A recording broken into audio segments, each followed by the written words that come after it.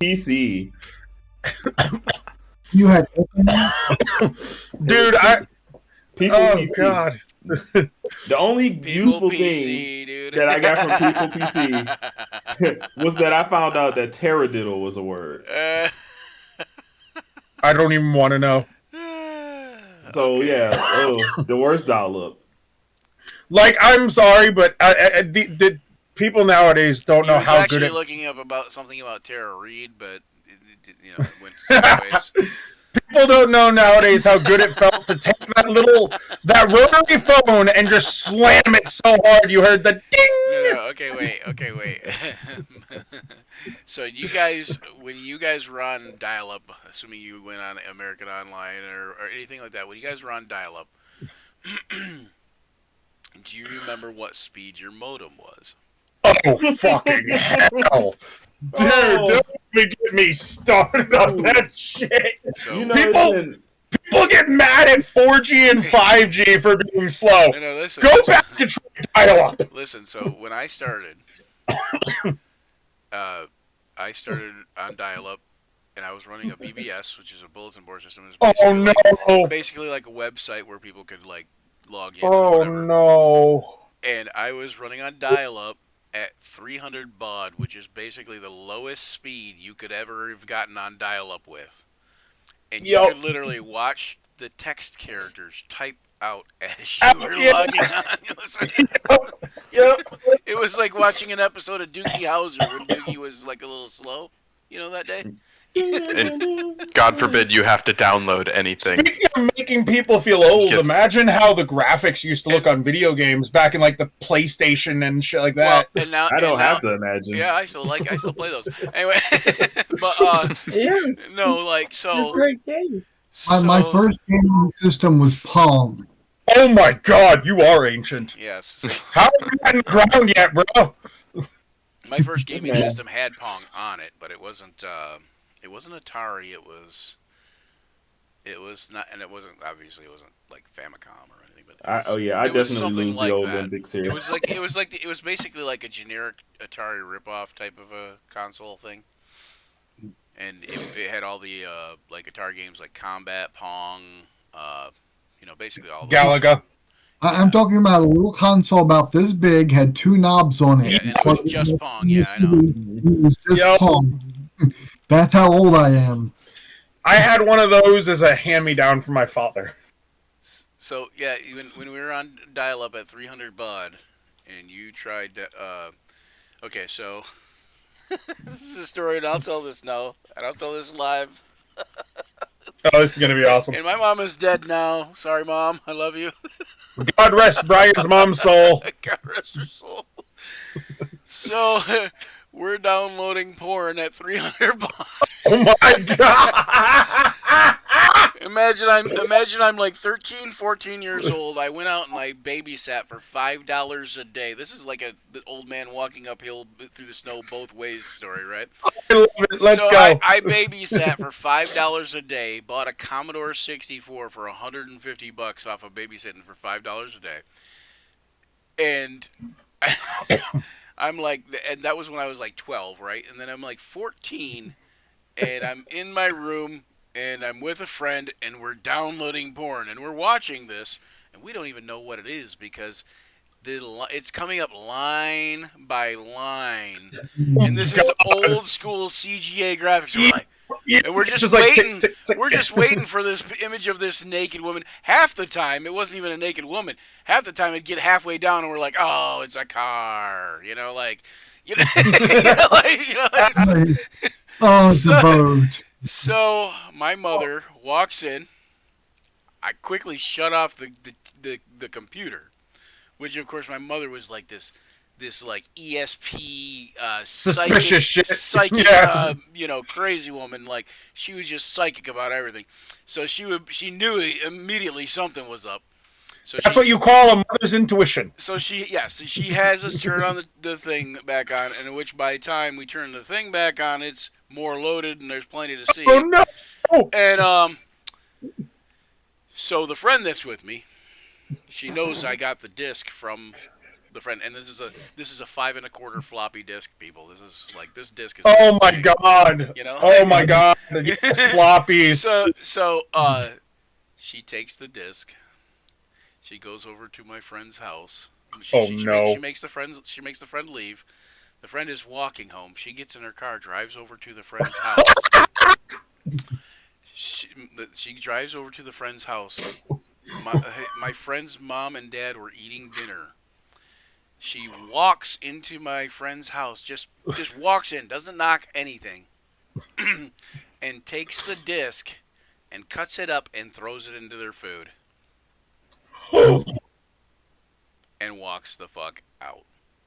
That's what you call a bad bitch. My mom is fucking savage.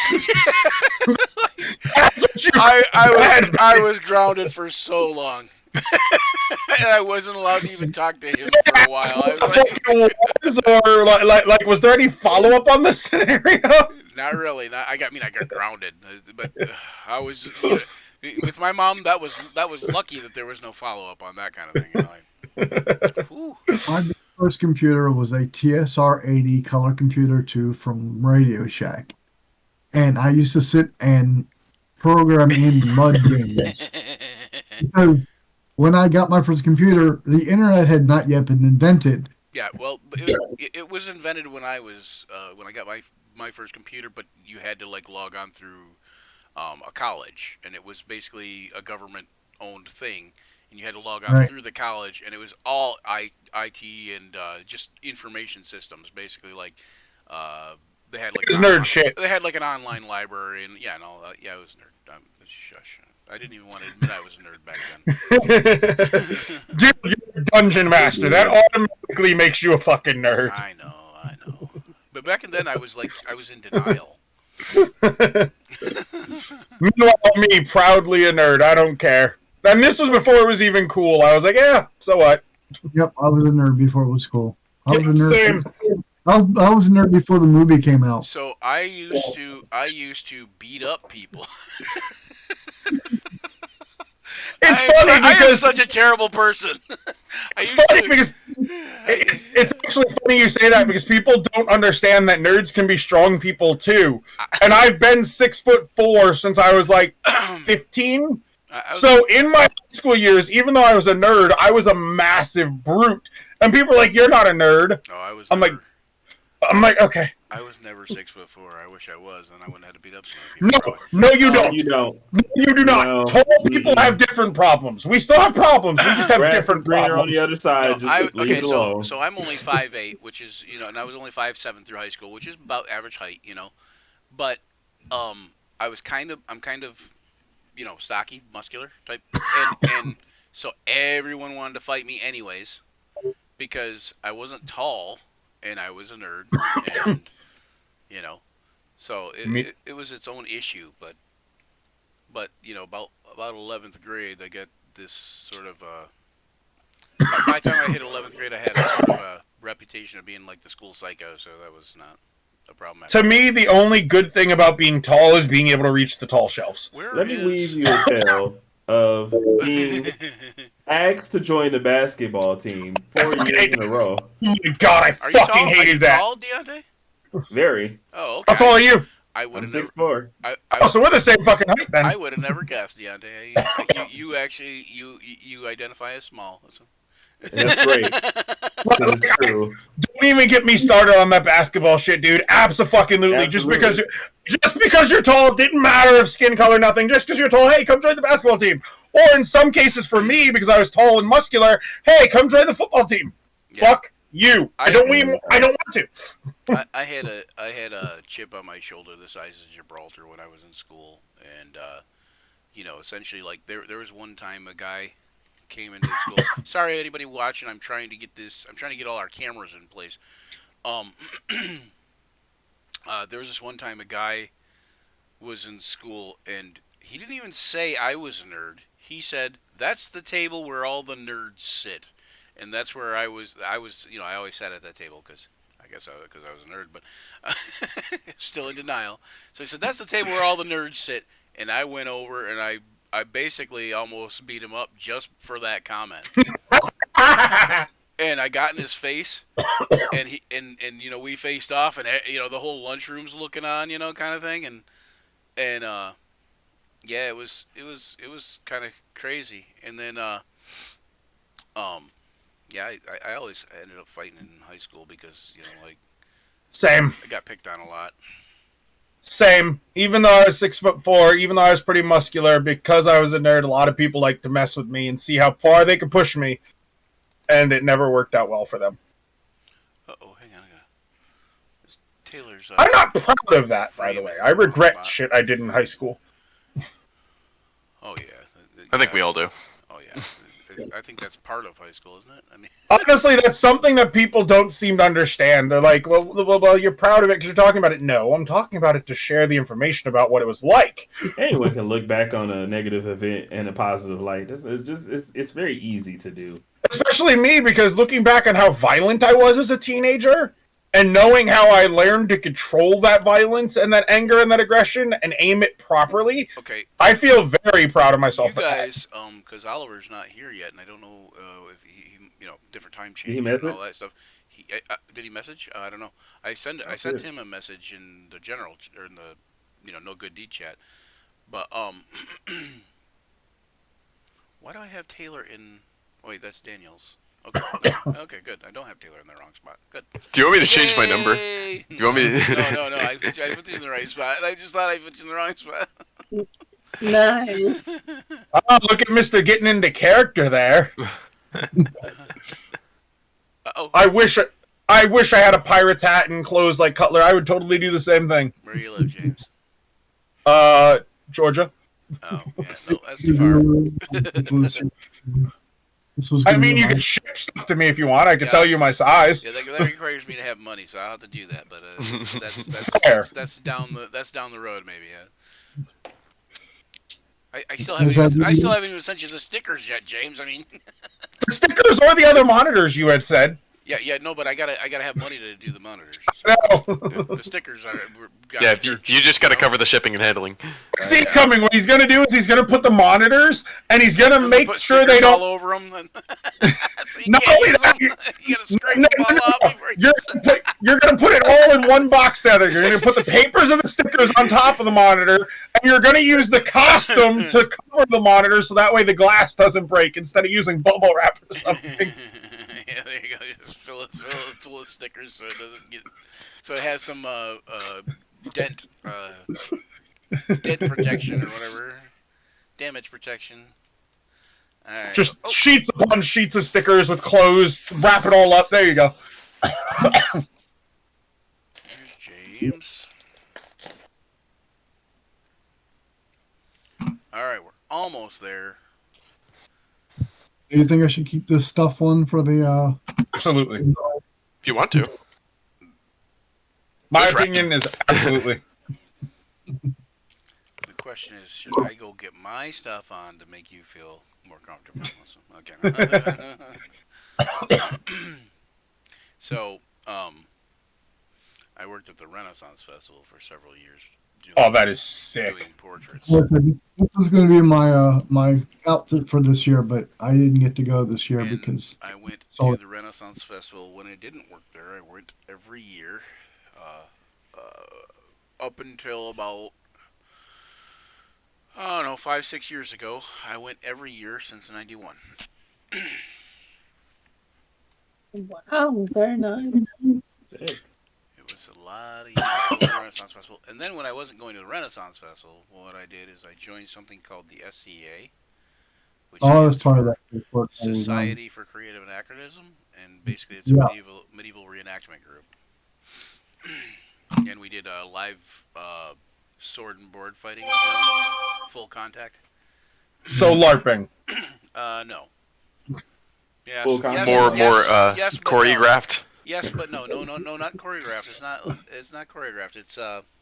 It's use rattan swords and It's going around beating up full with shields and padded full armor, weapons. because if you didn't, LARP is boffer swords. These are real heavy hitting. You would hurt yourself.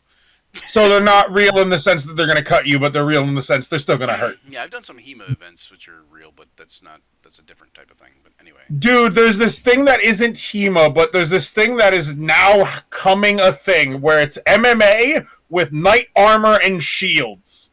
Oh, okay, that's interesting. Well, we did like the knight armor and shields, and you had like regulation sizes and No. thicknesses and It's stuff. literally like there's a squared boxing kind of circle type deal, like a boxing ring, with people with medieval armor and shields, and they're just beating the tar out of each. Oh no, this wasn't a boxing ring. This was a battlefield.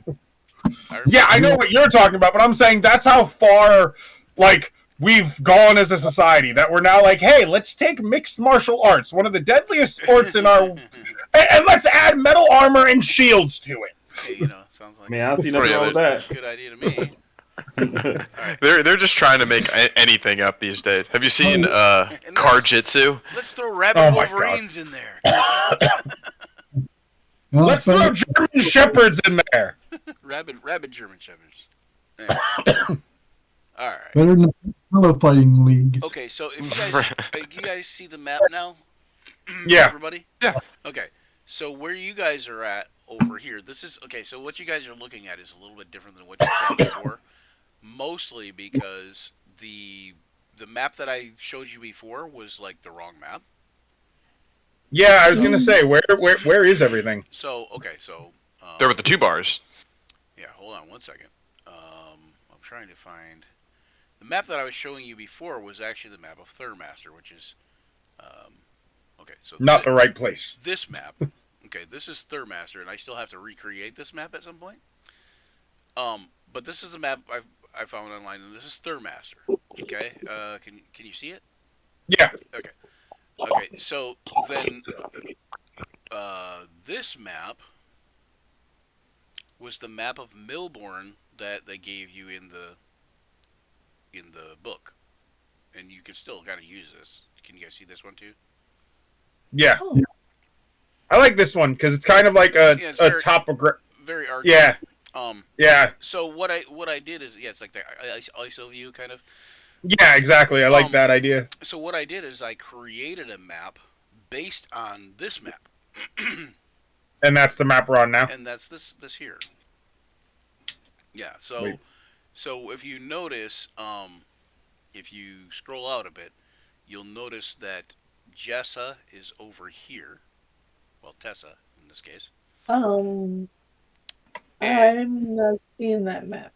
Oh wait, because I didn't gotta move you again. Anyway, look at that. I forgot to move you back over there. Okay, so this is the map I created.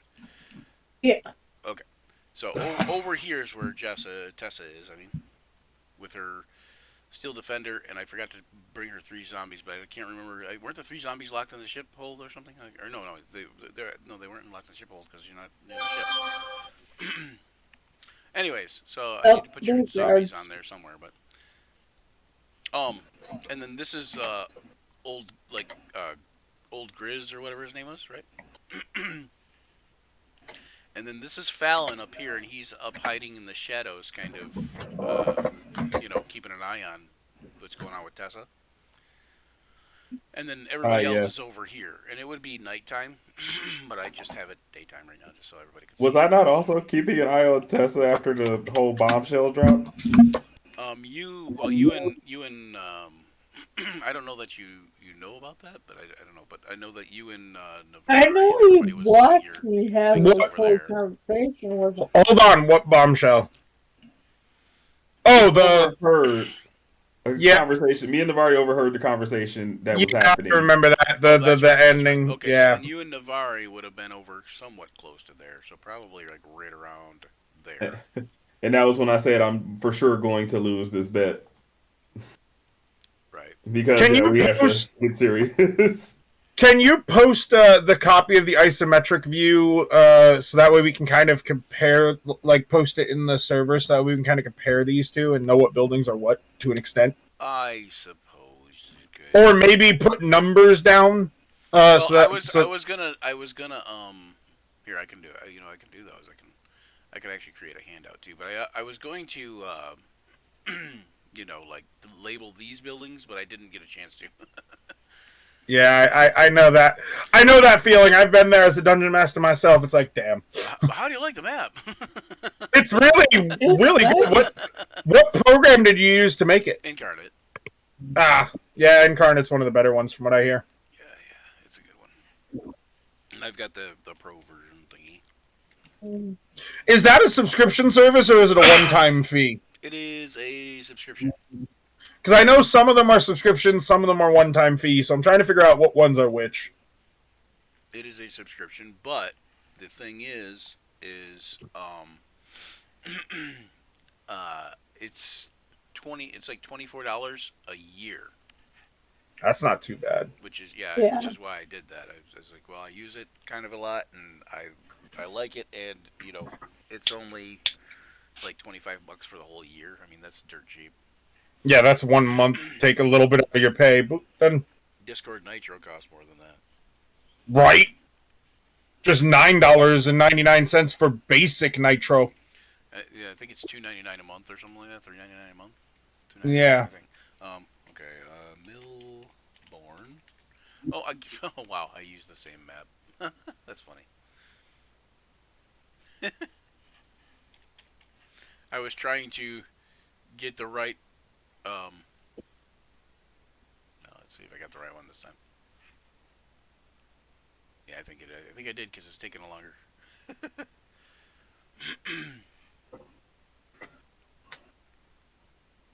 So I don't know if you guys know, but with the handouts, you can kind of pop them out like the character sheets. Or you should. All I remember from last session is the news at the end, the fact that fucking Foladar managed to start a fucking class to help men get women that really backfired, but luckily was played along with. Okay, so that's the map there, a map of Millborn. Basically made himself Andrew Tate. Tells you kind of where, tells you where everything's at. Okay, yep. The Silver Crown, which is right by Old Grizzler's house there. So this is the Silver Crown. Okay, so here's the main dock. The kind of dumpy inn. And I guess that would be where everybody would be at, kind of, because that's where the second inn where you guys were at. So you guys would be able to walk around this area. So the Carmen Mansion is the purple thing over here. It's a huge mansion. Actually, I don't even think you put it as purple. Carmen Mansion is this here. Yeah, it's supposed to be purple, but you put it as more of like a burgundy brick kind of deal. Yep. And then, which works. This is Old Grizzler's house here that Tessa is following Old Grizzler to. Old Grizzler's house is kind of like blended into the water on the little isometric map a little bit. Yeah, a little bit. On the map, it's number number 16. It's above the number 16. Yeah, I seen it. It's like right here. The label's in the water, kind of, but yeah. Yeah, it's like right here where I'm clicking. Yep. Yeah, with the isometric, it's not that hard to tell what is what. You did a pretty fucking amazing job, dude.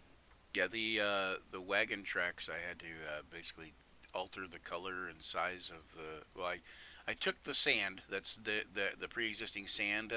One of them, anyways.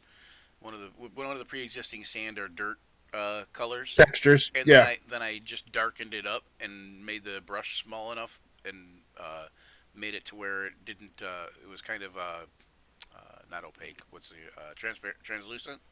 Yeah. And then and that's how I made the wagon tracks and like all the little through tracks. You did pretty good with it, man. Okay, so yeah, so that's where you guys kind of are all right here, and I think I don't know. Foladar, would you be over here, or would you guys be back by the Silver Crown more still? I don't know. We were kind of keeping a close eye on the situation, but obviously respectful distance. I think it's fair to say we'd be here. Oh, there? Where you were? Okay. I think it's fair to say we'd be about here, just kind of eyeing it from a distance. Okay. All right. So, Tessa, we're gonna follow you. Oh, and what I was saying about you guys helping me,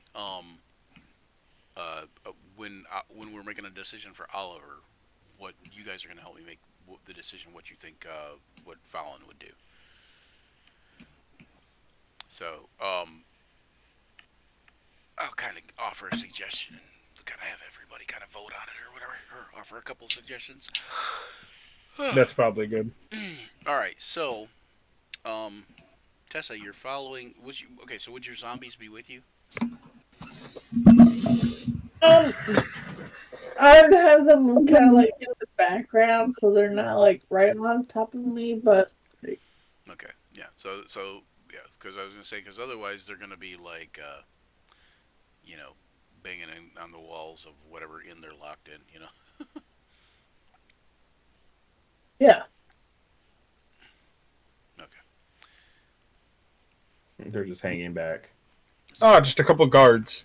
See, 1, 2, Yeah, they're just 3. random patrolmen. Let me tell you, having run guards, they are nothing to joke with. Elite. All right. So, so you come around the corner to his house, and he is opening up the door. Did he? What were you following him there for? I mean, okay, not well- what were you following him there for, but like, what was the premise of why you were following him there? Oh, you think he's going to get lucky? Oh, Yeah. that's what. Oh, yeah, okay. I'm Yeah, gonna she's harness him into a So belief. actually, Yeah, she's gonna kill him. So actually, you think he thinks that he's going to get lucky. Okay, gotcha. That's good. That's good. Her plan was to kill the poor guy. Yeah, I knew that, but I meant the false premise of why that was. Well, yeah, well, he propositioned her, so I was trying to get him to distract Did her he enough for though? me to win. Did he though? it sounded like he did. Yeah, that's how a lot of people take that. If I recall correctly, I was doing the teaching of the class. And I used the Vari to make it seem like I'd done something, Yeah. and then I pointed them in Tessa's direction, and she left. So Yeah, and he, Yeah, and like- he said something like "get out of here" or something. I don't know. I think yeah, and he actually said he that had to Navari something for first, her. right? Yeah, he did. Yeah. Oh, I checked my plunder, He did so have I something. had to get out of there. He did have And- something Yeah. for her. He gave her a map. Yeah, you were playing the Andrew Tate guy. Yeah, I was just helping these guys riz up, Goodness. and it's him to make money. Yeah, exactly what Andrew Tate does. All I gotta do now is flee to Romania. Oh my god. All right, so okay, so you follow him to his house, and he gets ready to open the door. Are you going to let him go inside the house? So she's following Old Grizzler.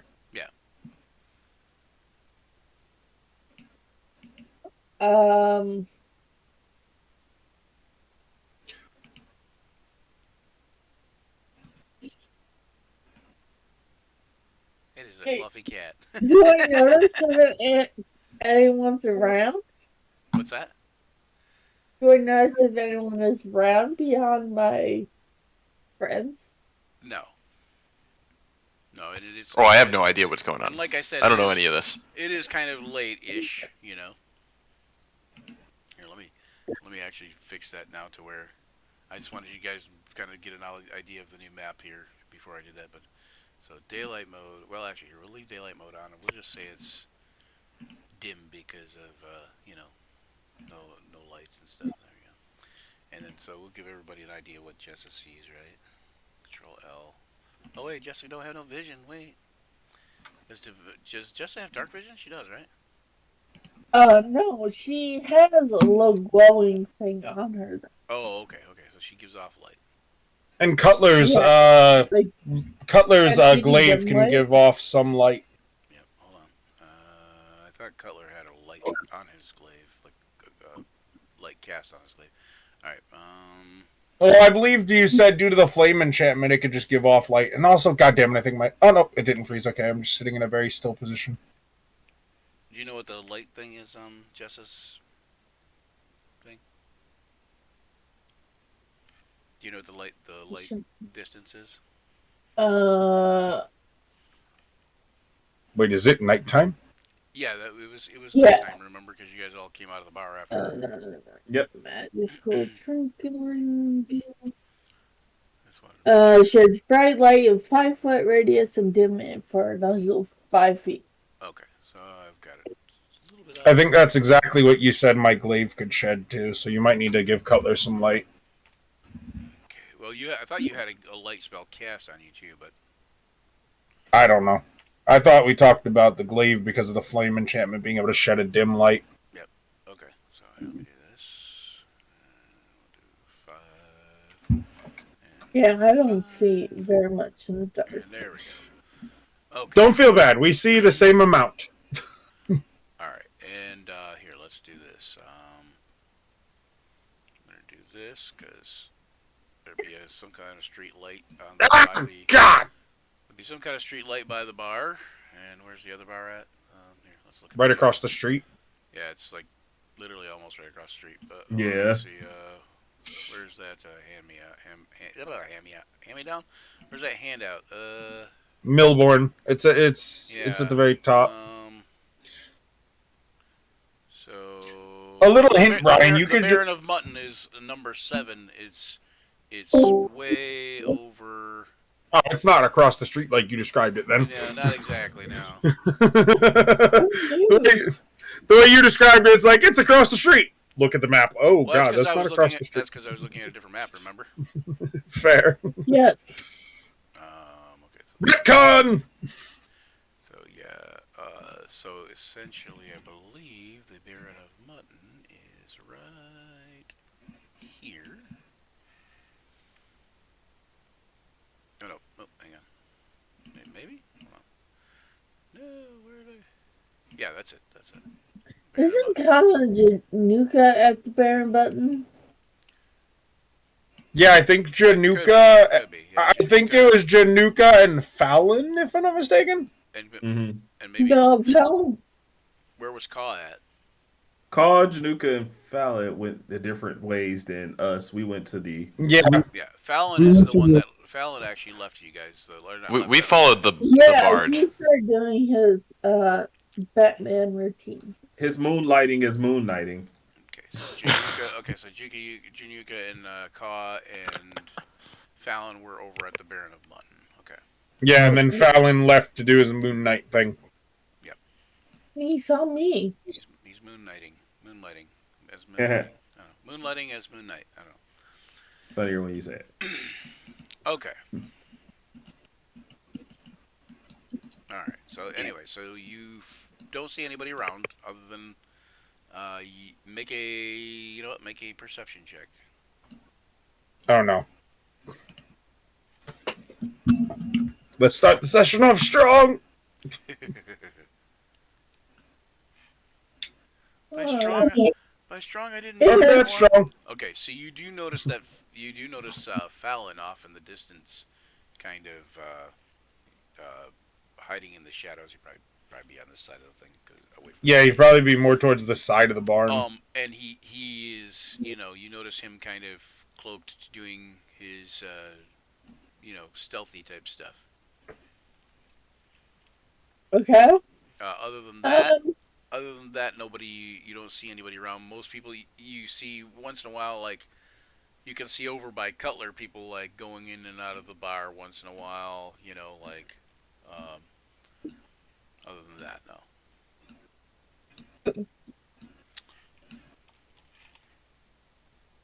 no. I think that I am going to stab him in like the doorway or something. Okay, hold on.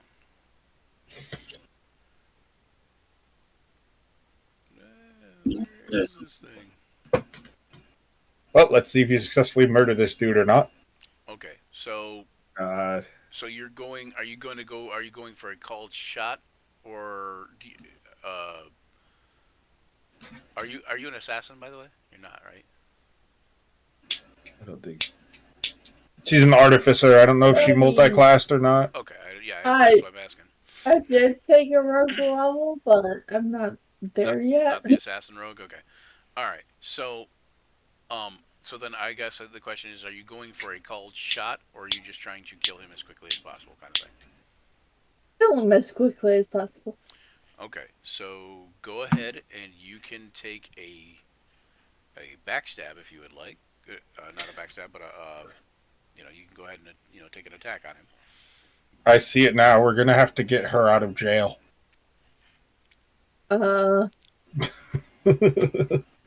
Just a normal attack. No advantage because Oh he yes, at didn't see advantage. Yeah, sorry. Yeah, at advantage.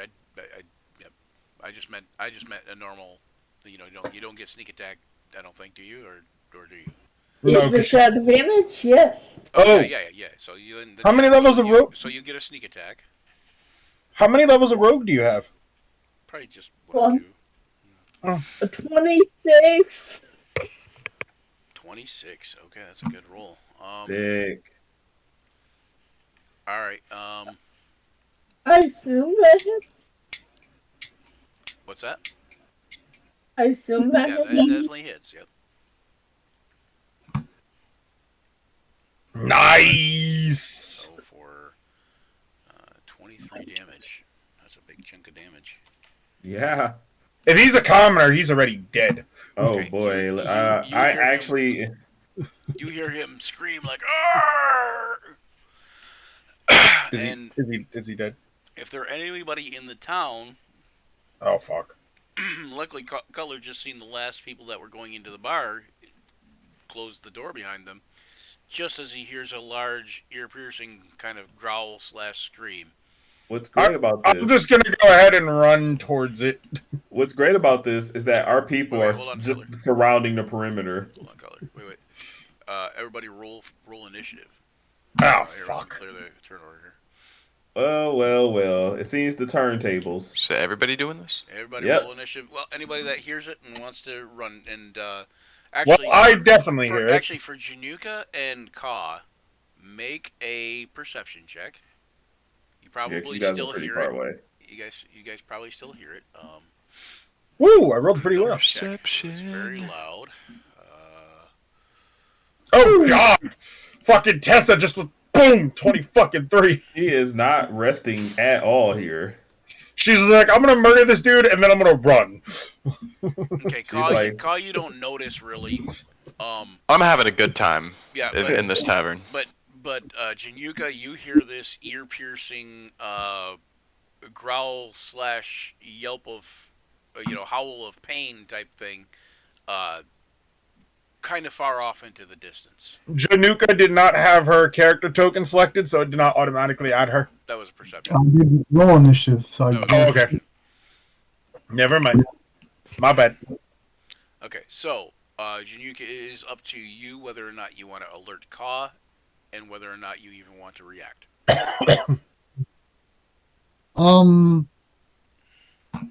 Actually, I'm not going to involve Call because he doesn't seem like.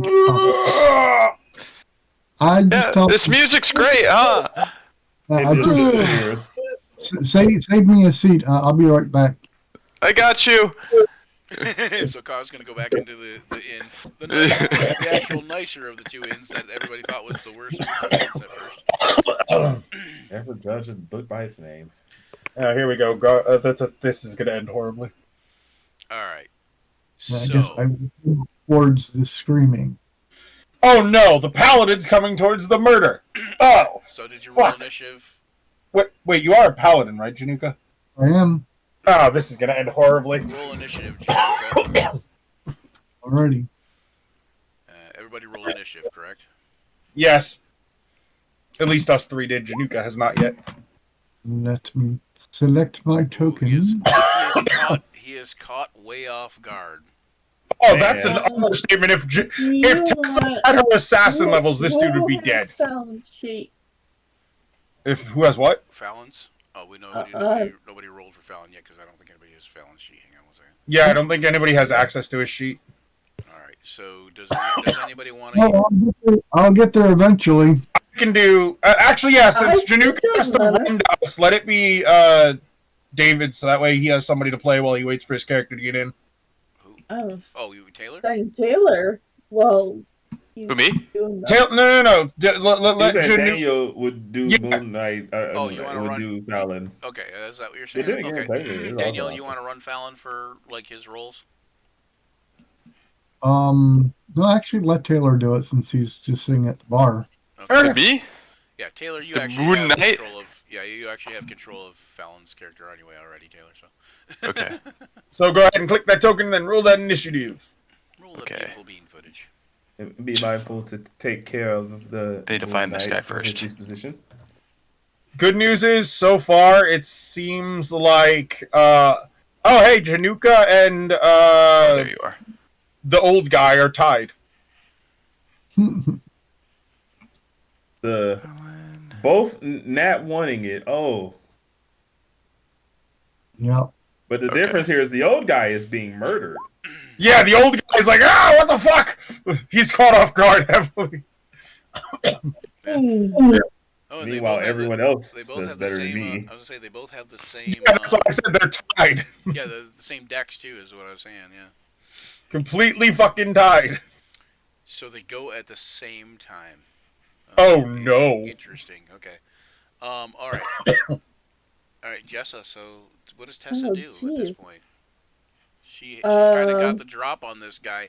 This guy is so stunned he hasn't even turned toward you yet. He's like, Bruh, he's starting to, but like he just doesn't even realize what the hell happened. if you had your assassin levels, this dude would be dead. Perfect. Also, Deontay looking like an Assassin's Creed guy over there. I was not Thank you. expecting to go You're welcome. first. You weren't expecting to go first. No, You have the Well, highest decks out So, of everybody. in fairness, it might be a good idea that you did go first because you got this Oh, guy yeah, that just it- stabbed it's- once. I mean, you can stab him again. And I think would she still have advantage? She would probably still have advantage because he hasn't gotten turned around yet. She's aware of him. He's aware of her now, but I don't know that. No, I don't know that she would have advantage now. Yeah, no, probably not. But I mean, he's not about to sit here and counter getting stabbed in the back twice. Like, If she was an assassin already, this dude would be dead after her second hit. If he managed to survive the first hit, he would be dead after a second because he still hasn't taken a turn in combat yet. right. So that would be 2 crits guaranteed. let's see here. Okay, so just looking through my sheet really fast.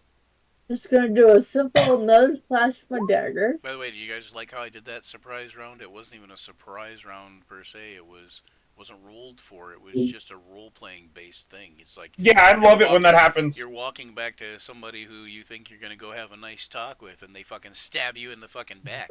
Like.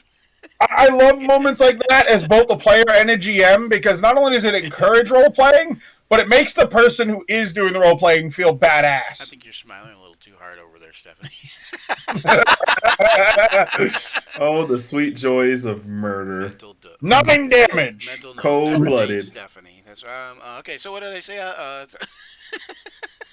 Which is why you should always say ladies first. All right. Yeah, So straight up. another 9 points of damage, and as a rogue, I'm going to disengage as my bonus action. Get the fuck out of Dodge. Another 9. Yep, another 9. Is this dude dead or is he still somehow alive? He is still somehow alive. Oh my god. What about your steel defender? Are you gonna have an attack or anything, or? No, because my bonus action is disengaging. Okay. All my steel defender can do is dodge. Oh, gotcha. Right. Because you have to do bonus action to make it. Gotcha. Okay. Why do I get a feeling that this dude's gonna think the Steel Defender bit him or something? Okay. I think this is Fallon's move. I think that he would probably choose to try to end this guy as quickly as possible. I'm not That makes positive, sense. but just in the interest of either that or going and trying to get him quiet somehow. I think he also might try to distract the guards so that way the dude doesn't accuse any of the party. Because Fallon tends to be one of the smarter people in the party. Agreed. Fallon is definitely more of a strategist. There's also no guards, though. I mean, That's fair. Well, there's 3 guards on the map, that's why I'm saying. The 3 guards are the zombies. Those are the zombies. Oh, okay. in disguise. Could we actually just change those to zombies, please? That's going to confuse the hell out of me. Well, they're disguised as guards. Remember, we dressed them up to look guardy, but they're still 100% zombies. Okay, then we need to like find an art that has like zombies dressed as guards, because that is going to confuse the fuck out of me every single time. Put it on the to-do list. I think Fallon would definitely have a wait and see approach to this. Yeah, I think Fallon would be more of a wait to see. I'll replace them with zombies until we can find something a little bit more. Like, I appreciate it. Yeah, I think Fallon definitely wouldn't like if no one's in immediate danger, and Jessa is the danger right now. I think it's safe to say he just perch, wait, and see exactly what it is that he has to do. Right. Yeah, he's more of an analyst than a strategist than Cutler. Cutler, on the other hand, would probably charge in and just beat the shit out of somebody. Maybe. All right, Kaylor, you're gonna have final call on that, I think. Okay, maybe let's say our Moon Knight will hold his action for now. He'll hold a magic missile if this guy starts making a scene. That's perfect, actually. I think That is actually really perfect. Okay, so ready to action magic missile to go off as a reaction if something crazy pops off. Mm-hmm. Okay. All right. Fair enough. Cutler. Yes, sir. It would be Cutler's turn. What would he do?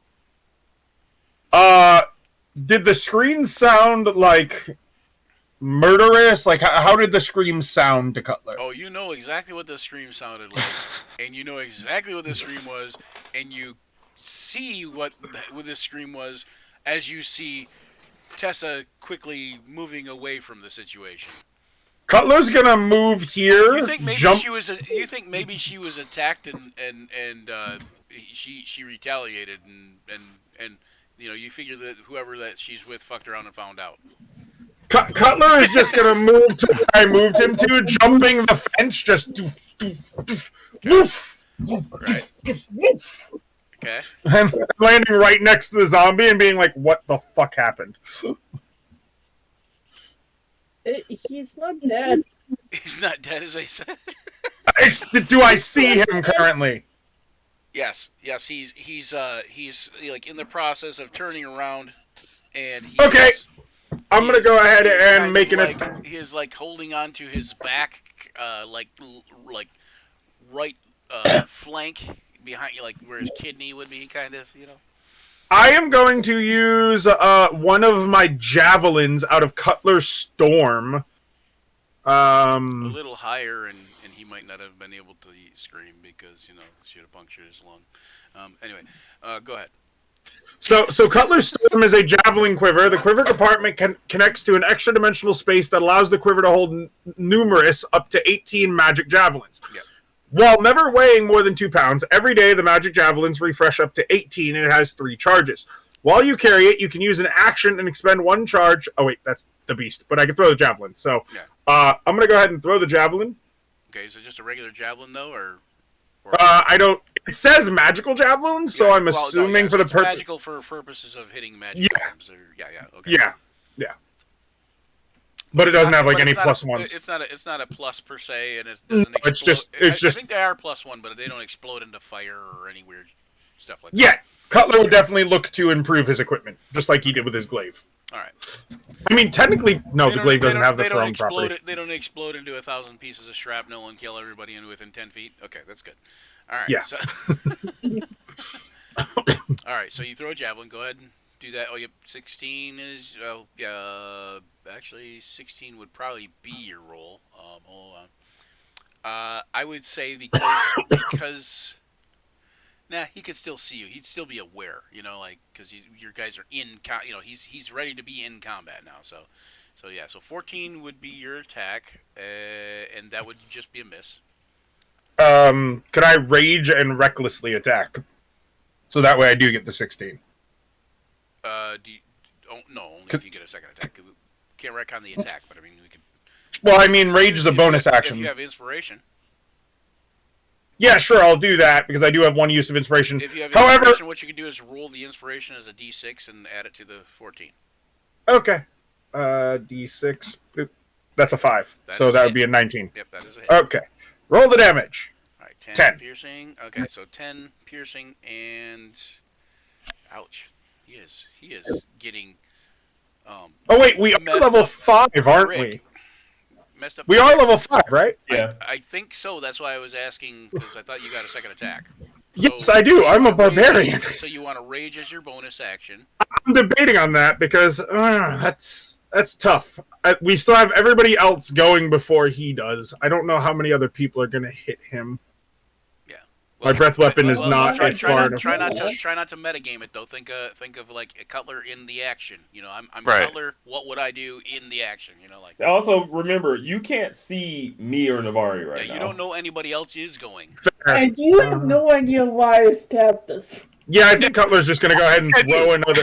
Yeah, I think because it's nighttime, we're going to be resting soon, so I have no problem using one of my rages. Also, actually, Cutler, that might have actually been at a disadvantage if I had, been thinking about it. Paying attention? Yeah, it would have been a Because disadvantage it's dark. because it's too dark around you to see, and he's not in the light. Well, it's going to be a normal hit then, because I am definitely raging. So that would be straight roll. Yep. Let me turn the So advantage off to either normal. way, it was 14, so that was counted as a straight roll. So And then Javelin, 21. all right, 21, and all right, and then are you doing the reckless attack? Yeah. Because I do the So- stuff stacking. So did you want to roll the second for advantage? Yeah, that's a good Just in idea. case you get a nat Just 20? in... Okay. You did not get Okay. a nat 20. But I do, because I'm the giant barbarian, I do get to add my rage damage, which I did not click, so that is 2 more damage, so it should be 7 piercing. Oh yeah, minus 7. Sorry. But that's only because I forgot to hit the rage button. Yeah, that's fair. Rage. That way, depending on if this dude is still alive by the end of this. Fuladar. Oh my god, he's still fucking alive. Yeah, he is. Who did you fuck with? Right? I turn to Navari and I just simply look at her and I say, "You stay here and guard this choke point.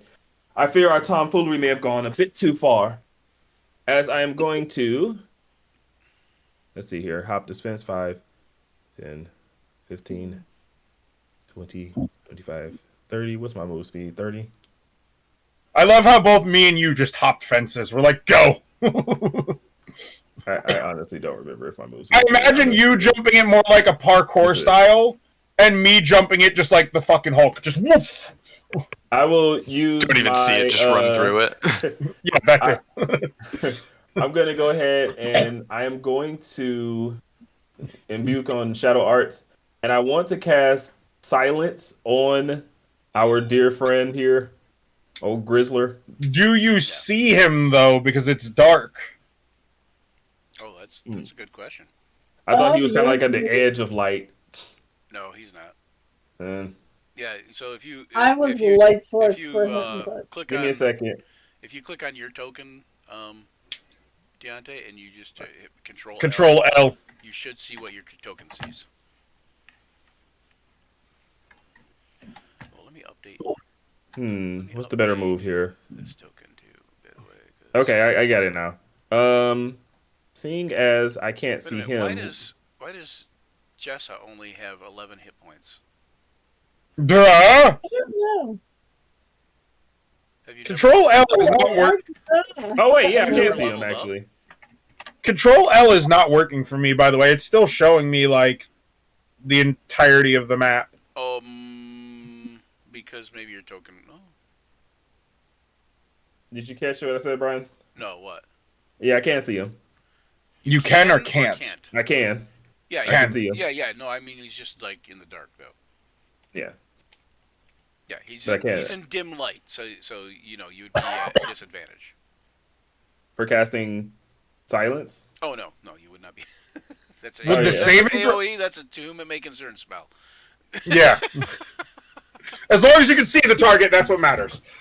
Yeah. I was gonna say, like, dang, I didn't know I could do that. No. I'm gonna go ahead and use my Shadow Arts, expend 2 key points, and I'm gonna cast Silence on him. Okay. I don't want his screams getting out to the public here. We got enough problems as is. We could test out a new tool. They have added to the measurement thing. Something is going to- on with this. To the measurement thing, they have actually added a AOE ruler. in the ruler finally. Yeah. I saw. It's going to be 20 feet from him since I placed it. I can place it on Placing it anyone within directly on him? 120. Basically. Yeah. Directly on his spot. Yep. So from here, Well, I'm refreshing. I don't know why Roll20 is being a pain in my butt, but it is. So. Whoops. that's what it does. No, let's do a circle here. Whoops. Yeah, I can't see. 20-foot radius. Yeah, a little bit more. You got to make sure you have it set up to linger. Oh no, I know. I didn't want to Hey, keep it James. lingering. What's up? Are you James Death Major? Yes. Oh, okay. I was like, what? I got my original account back. Oh, okay. Yeah. What happened to Wizards Forge though? You got that one still? That is on the other browser. I have 2 browsers on my computer, so whichever one I open it up on is whichever one you get to see. Oh my goodness. Why is this? All right. You know what? We're gonna do this. Try this. There we go. Reload. So I am gonna stick to the darkness. So I'm in the edge of darkness here. Dang it! You made the AOE go away. Oh yeah, I didn't keep it on linger. I just went circle. I want it linger so that way we can see the area of silence. So that way we know. I'm gonna give you the area of silence in a moment. Okay. But Yeah. Okay. I'm just trying to log back in. You know, like to where get the thing working first. You know, so. Oh, there you go. Okay. Let's see. So it's Try a this 20-foot radius. again here. Yo, Holy cow. Baldur's Gate 3 really makes you appreciate the size of some of these spells. 20-foot radius, yes.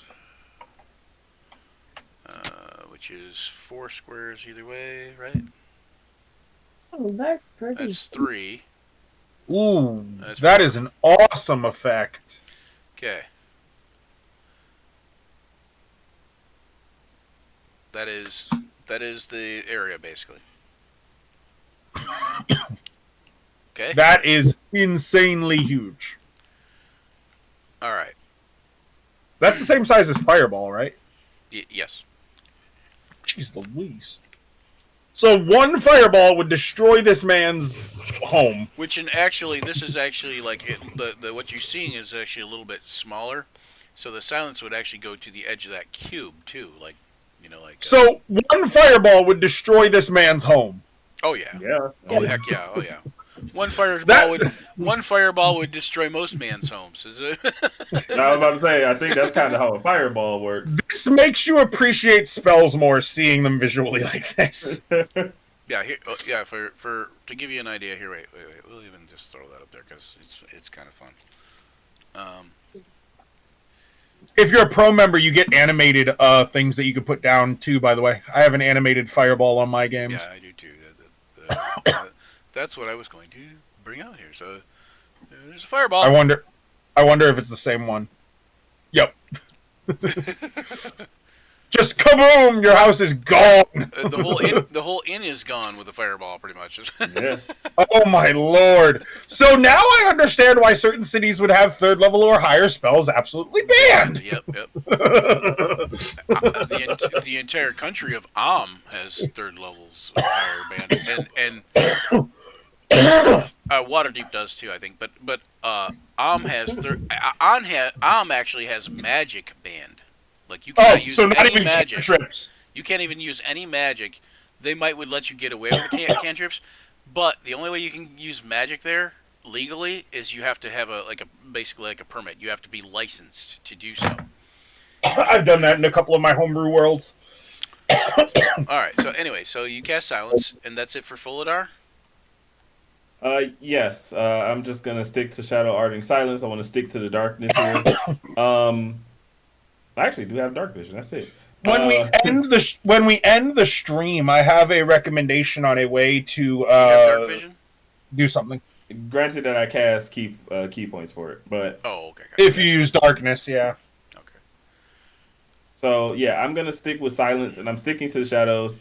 I hopefully no one can see me. I'm trying to maintain low key here, just in case things get worse.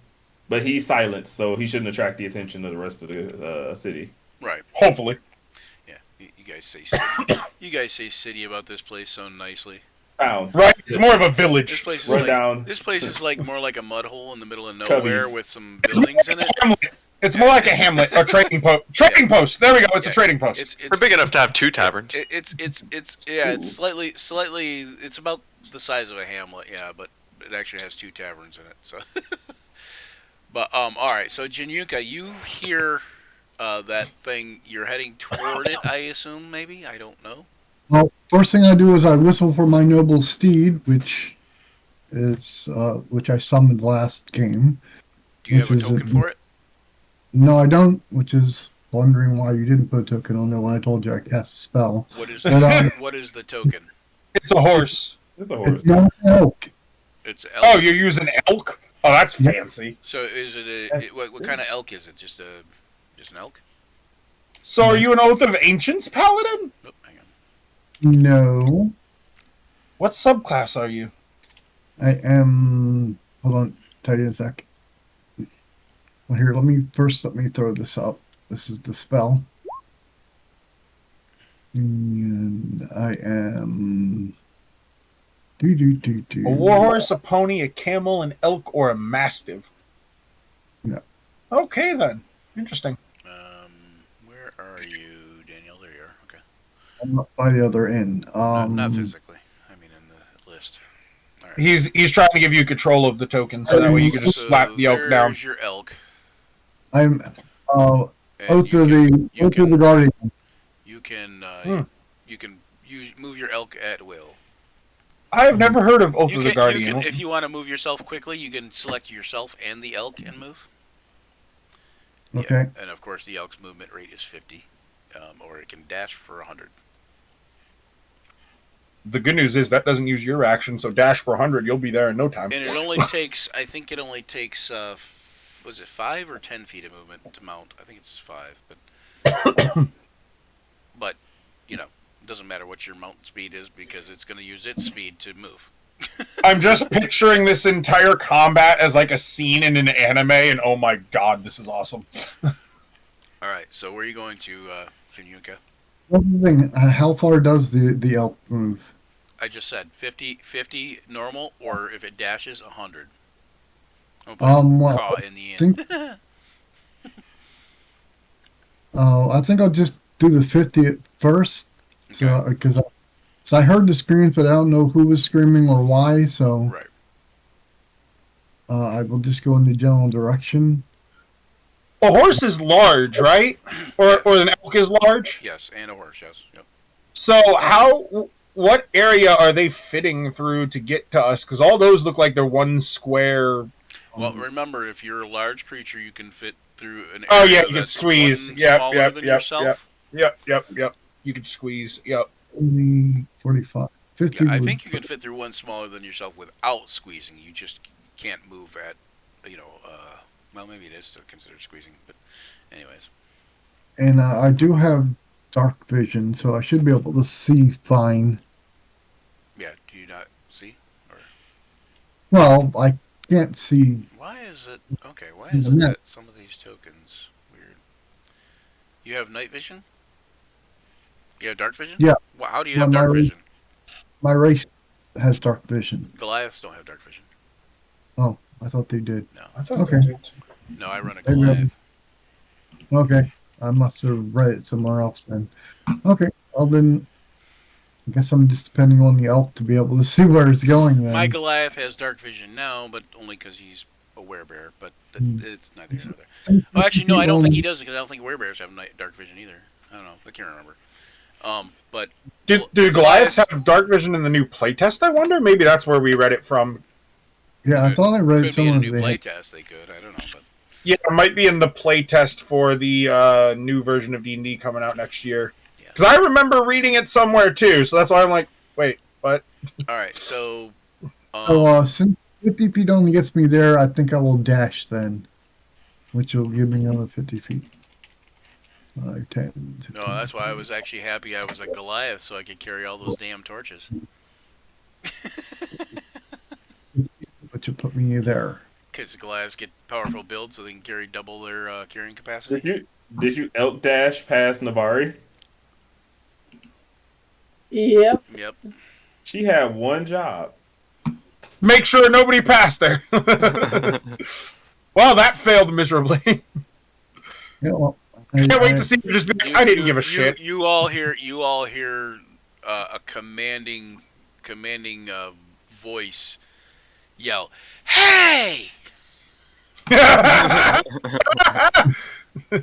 And then you hear quiet, kind of less loudly. She says, "I'm not stopping an elk."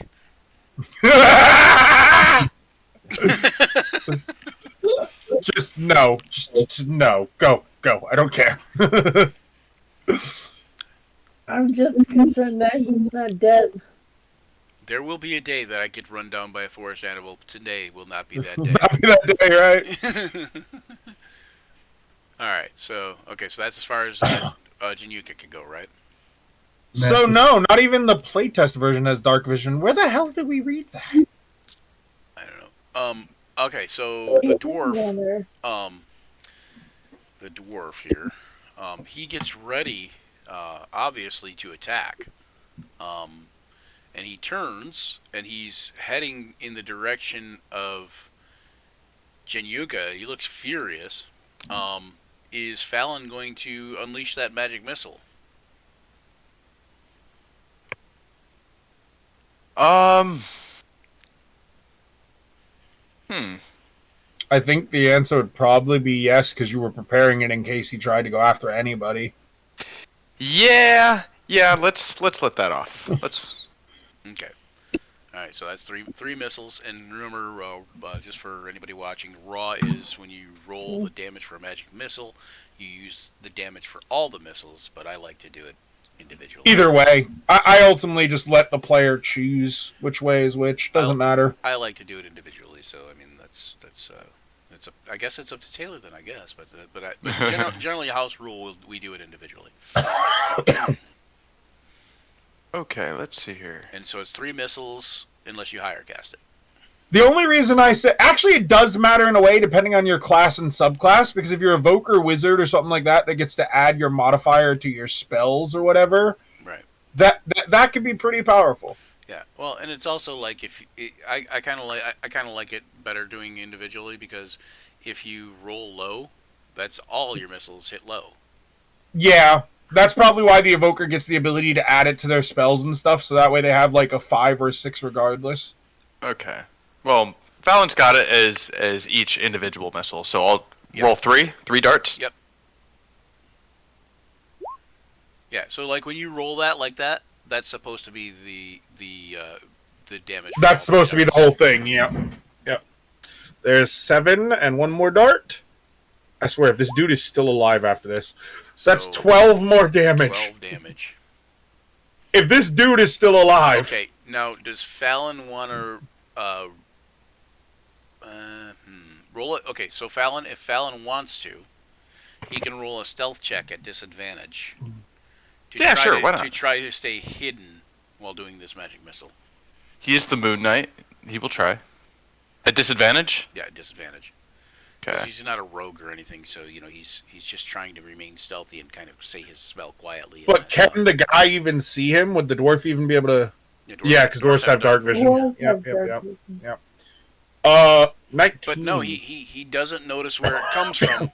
But at the same time, he's kind of in a little bit of a blind rage at this point. And he is going to cross the distance to where Jess is at. Oh, does And you hear him say, or Tessa, I mean, and you hear him say, "You done stuck the pin in the party hog now, girly." Wait, is he still in the silence? No, he's he's out. already is. Okay. But that's okay. Still goes according He's to out. plan. He's out, and he says, "You done stuck the pin in the party hog now, girly," and he swings a battle axe that he's brought to bear. Oh, jeez. He misses with the first one, and the second one hits him for 7 damage. And you notice he is bleeding pretty profusely, and has 2 javelins stuck in him. Yeah, he has 1 javelin stuck in him. The other one went through cleanly. Through his peg leg. Well, not through the peg, but through the leg that the peg's on. Oh, that poor bastard. And he is hurting. That is his. Oh wait, hold on, let me see. Oh, I take that back. That was the first attack. Oh, he has reckless attack or something. Then. Yep, reckless attack. Oh shit. Can I do a And reaction? That's the second attack. Possibly, yeah. What was the reaction? I want to do this. Safe transposition. One reaction which you take when an injured ally is attacked. Range of 30 feet. Opponent somatic. Instantaneous duration. You cast the spell when an ally below half its hit point maximum within range is attacked. You swap places So with your ally. So hold But on. she's not hold on. half, So though. hold on. Daniel, just to clarify, you're thinking about swapping places with Tessa? Yes. Yeah, she's not below half. So Well, okay. Yeah. so you probably wouldn't attempt to cast it because you would probably see that she's not below half. Even after the second attack, she's not below half. No, even that second attack didn't even hit, did it? That's a the second 12 or a attack 10. Yeah, only no. one No, that- her AC is 14, so that second attack didn't even hit. Yeah, we're good. Oh, okay. He only did 7 damage to her, and she's got like Only. 40 something. Or Okay. Well, Yeah, I guess Giannis says, "Holy." For me, that's huge. That is a lot. That is a lot of damage, and like it's just from For the smaller people, yeah. So really, what it is it's a lot of damage from somebody who you assumed was nobody. Weak. Yeah. Yeah. That's why Cutler's like, who the fuck did you piss off? Old Grizzler. This dude is literally still standing after fucking magic missile. So, There's- but he did just reckless attack. So Jessa, Cool. you're up again. Tessa's up again, and you'll have sneak attack. and you have advantage. So because he did just reckless Okay. attack.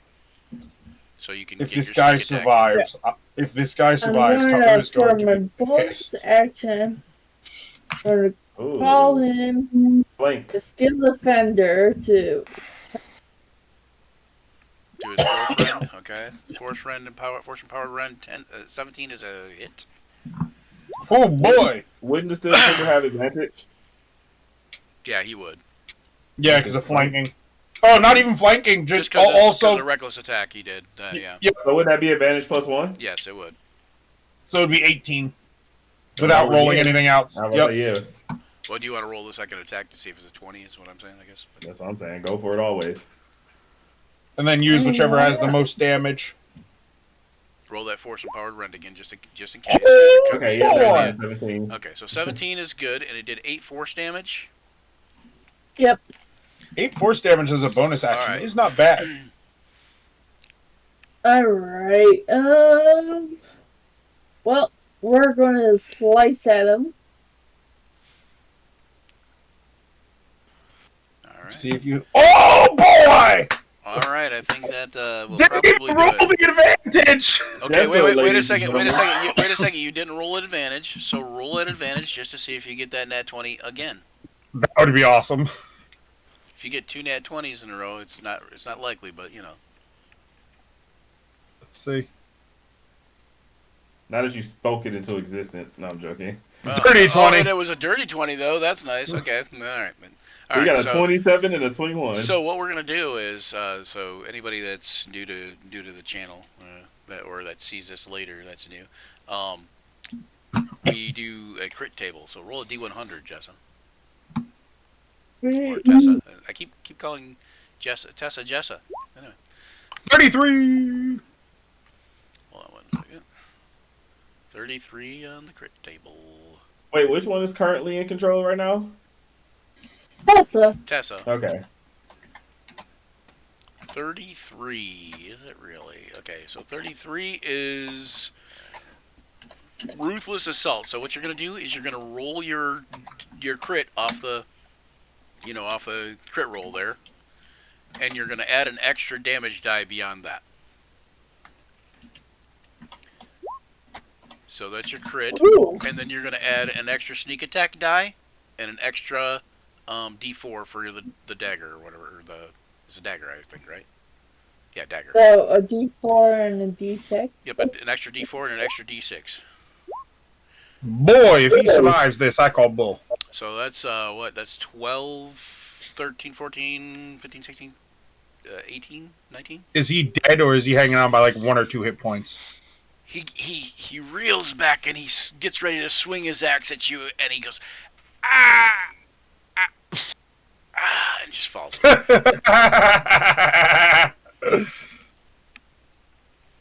Okay, I make the move to immediately head to his cabin in the sneak of darkness. I'm gonna go ahead and pickpocket him or loot him.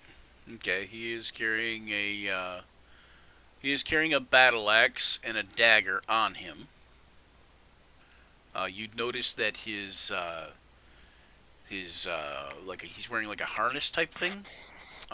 He's basically wearing a chain shirt, and he's got like a harness type thing on his back that is obviously meant to carry a spear.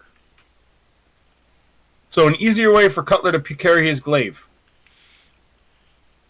Yeah, sure. Yeah, that works. Cutler will just take the harness thing and use it for his glaive. All right. So is the battle axe or the dagger? Put that on your sheet somewhere. Yeah, so we know what's on there.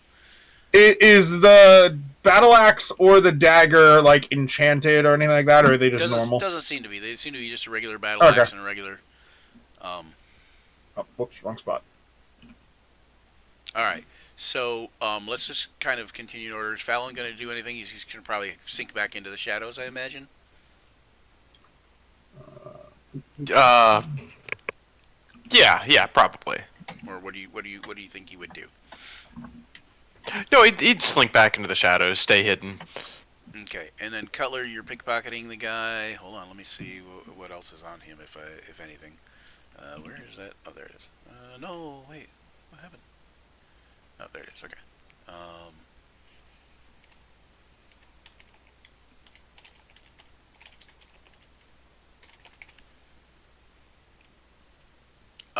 Okay, so give me a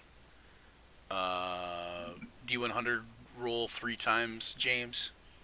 Okay, let me go ahead and just select that here. Then we're going to move on to full 1, 2, 3. Get some trinkets. So 88, 15, 15. 88 first is... Okay. You find a wooden slat with the words, you may already be a winner. Huh? Is this the medieval version of Scam? Publisher's telling him. You're pre-approved for this thing, or you won this. I got it. Dwarven Clearinghouse? I don't know. Well, that explains how he fell for my tactics. Right? Cutler just goes, due to his history, he's just like, a scam. And tosses it to the ground. Okay, all right. Damn. All right, never mind. Wait, was that actually something legit? And just due to real life knowledge, I just wanted you to flip it over, but Right, you could have been a winner. I mean, I could when I throw it to the ground, it could potentially flip on the other side. Roll my hand and tails. Roll. Well, okay. Pick high or low then. High. We'll say it's a 50-50 whether it lands backside up. Okay, you picked high. We're gonna say it didn't. All right. All right. But okay. What was the next roll? 15. 2 15s, yeah. Oh, 15. Okay, hold on. 15. Okay. One of the things you found is a small sphere of marble, about 2 inches across. And when you pick it up, anybody that's near you can see that your hair visibly changes color. Your mohawk changes from bright pink to bright orange. Oh. Does my anybody God. point this out to Cutler? I don't know. Does anybody point that out to Cutler? Huge for Cutler. I don't think I'm close enough yet. The only person that is, I think, is Tessa. I think you might be too because of your dark vision before you Just walk away. Tessa and Fallon would be the next closest one, but That's a good look. That's a good look. What? What are you talking about? Huh? Nothing. Can I roll insight?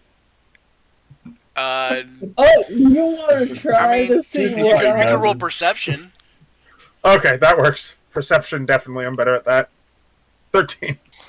Yeah, it'd be hard to perceive because it's on your head, you know, like, Right. so yeah, so at this point you don't notice anything. Okay, what's the other 15? The same exact thing? Yeah, no, the other 15, hold on.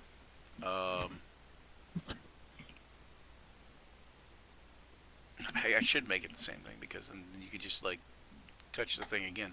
But anyway, the other one is a, God, my God.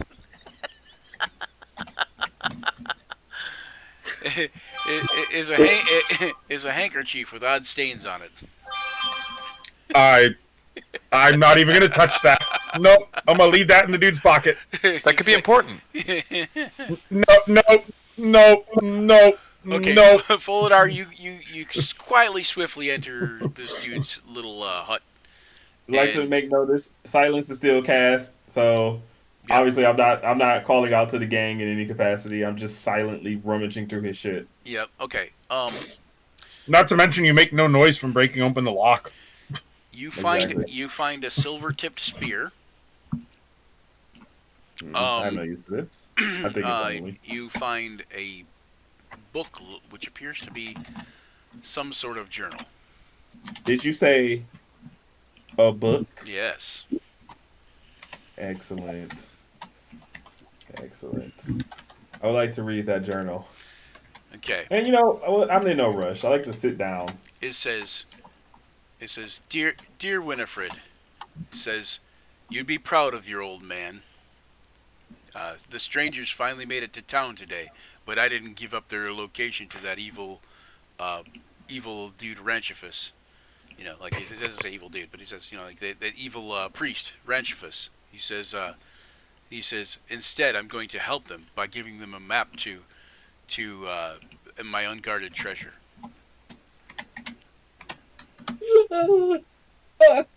Dearest me, I may have given you terrible advice, my dear friend. You approached the wrong one of us. Yeah, oof. And you feel like Winifred is probably his daughter. Yeah, I kind of inferred that. When it says Guys, your we're gonna your have a old new man, party member. When it says your old man, it doesn't mean like your like husband, dude. It's more like your daughter, like your dad. I mean, You caused a man to die. Hey, you hit him too. Yes, well, I don't know this information. He's the only one who does, so he's currently the Now- only one who can feel guilty. now in fairness, he did approach Tessa, but if I know you guys don't probably remember this from the last session because obviously, but all he said he wanted to do with Tessa was take her back to his house and talk with her. This man might have had a quest for us, and you murdered him. He said. Well, he already We gave all her. murdered He him. already essentially gave her the gave quest. me a map. He already and essentially was gave her talking the about quest, Yeah. but he basically he said spend some time with an old man, and blah blah blah blah blah. So He was the point is this you close. reminded him of his daughter, and he wanted to have you come and sit and have a chat with him.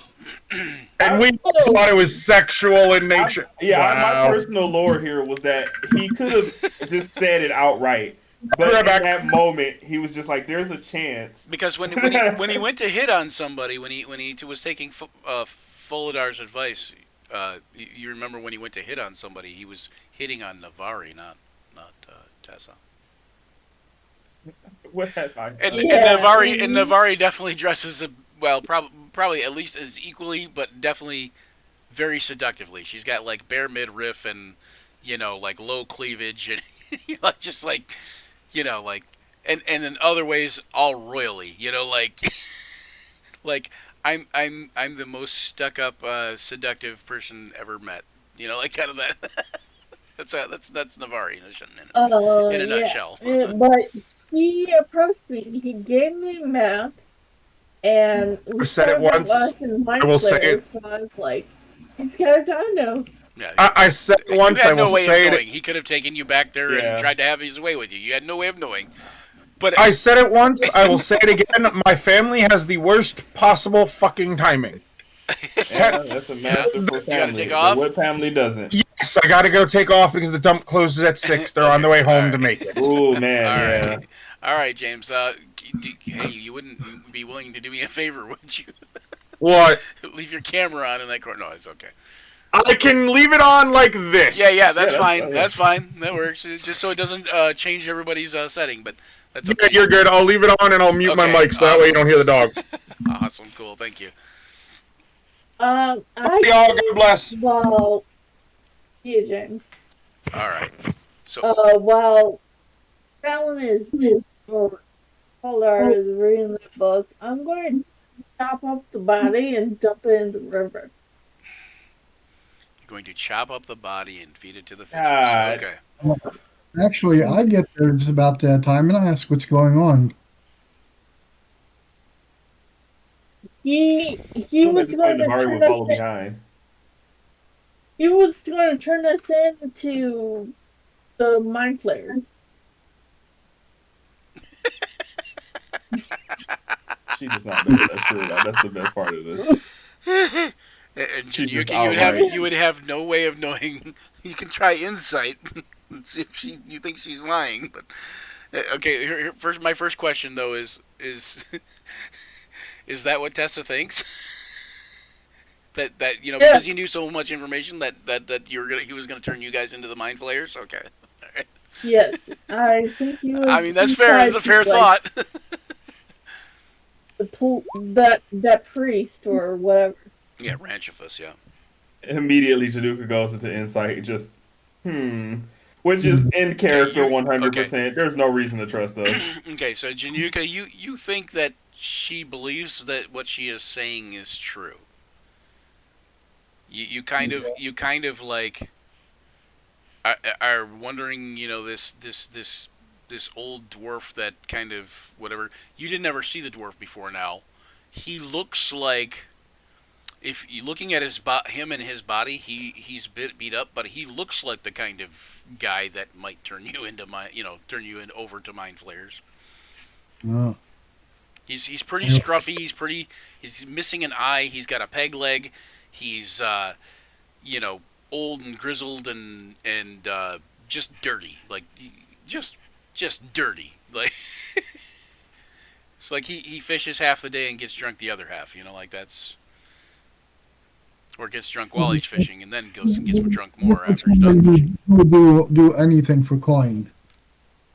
Yeah. And you do know that because of the Ranchifus situation, you do know that there are people trying to, get paid to kill you and get paid to stop you and delay you and all that good stuff. We killed a bunch of them, so. Yep. All right, so. Now, No, I will dismount. post Say- her chopping up his body is when I'll exit and drop silence. Oh, I will offer to heal her wounds. Wait a minute, it's not much, but sure, I'll take it. Sure. I will cast my my cure wounds on her then. This will probably gonna be rusting anyway. Do.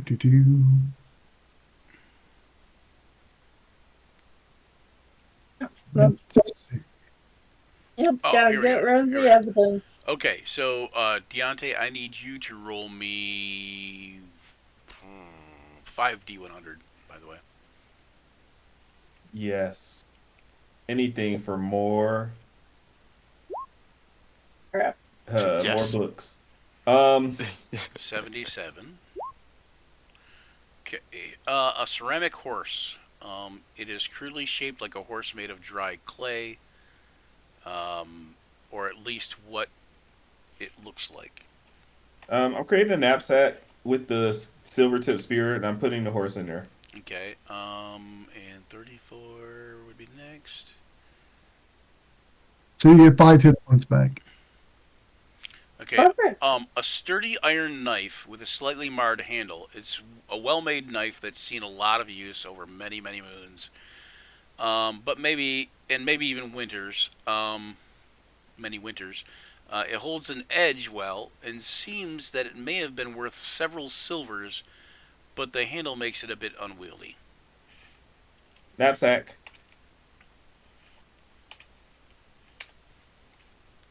Okay. 48. An old iron key, lovely oiled, cut for cut for the sort of vast, intricate lock normally found in a noble's keep. It doesn't match any door around here that you know of, I'll keep the key. but it has to match something. Yeah.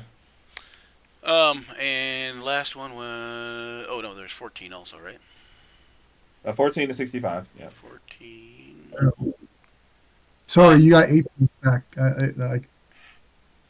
8 hit points It's back for Three. Tessa. All right. Yeah. A wooden What? ring. What's that? Tessa, you got 8 hit points back, is what Daniel was saying. I forgot that. It's 3. It's not 8. It's 3. Well, no, it was 5 that I rolled plus 3 for. 5 plus 3. Okay, I misunderstood what you said. I thought you said it's not 8. It's 3. I was like, wait, what? All right. Wooden ring, a plain but balanced wooden ring with no distinguishing markings. Its outside is badly scratched, and its inside is polished from wear. Like a finger ring, Knapsack. And lastly, well, not lastly, because there's actually one more thing after this.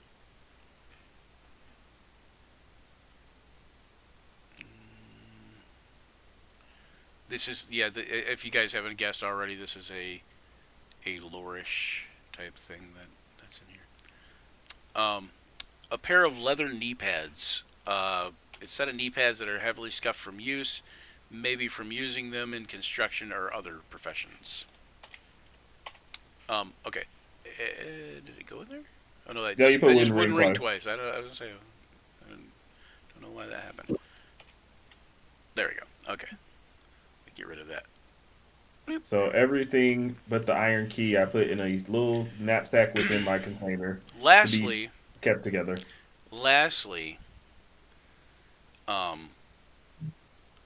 What you find is a small award plaque with a gold star on it. The star resembles like an 8-pointed star that some noble houses might give out, and it has an inscription on a like a brass platen that says for the savior of Milborn, for slaying the great bear of the king's forest. And then it says Doran, and then it has Grizzler in quotes. Doran Denouement, or something like that. I can't remember what his last name is, but it says Doran and then the last name, and then Grizzler in quotes in the middle. I am so sorry, guys. I didn't. I take all of the stuff. Yes, you slayed a folk hero. Yes. I take all of the stuff. I drop silence and I just start walking towards the crew. I don't usually do this, but this is getting ready to toss it into the water and get rid of the body. So you get rid of the body with relatively effectively. Navari quickly comes up and does a couple like prestidigitation type things and to help you get rid of this mess. Oladar walks into the light with just the most sullen and downtrodden look on his face, and approaches the team. What of the body? Where's the body, Jessa? Where's the body? Not our problem anymore. I can't write this stuff this good. What? It's not a problem anymore. She says. What ill fortune we wrought wherever we go. It turns out our deepest suspicions were the truest, but unfortunately, it seems that even then we somehow managed to understand intentions. Navari says, she says, well, what is done is done. She says, it's no use crying over spilled milk. No! We have taken a father from his daughter. A man who was so willing to help us in this very book, his last written word. What's done is not done. What we have learned is a rot of bad information. Are you going to raise him from the dead? You think this some funny joke of yours? Something that we can stroll back from? We have killed. We have killed in cold blood. Many times, yes. Oh, there's so much more than that. Ranchifus, God knows who he's contracted. This folk hero, anyone in this town, anyone in any town that we've ever traveled to. It's hilarious. And just like, what did you find on his body? Geller didn't find anything, but he gave me this map. Map. Yes, he did mention that instead of turning us over to Ranchifus, he would instead aid us with that map. What did he tell you about it?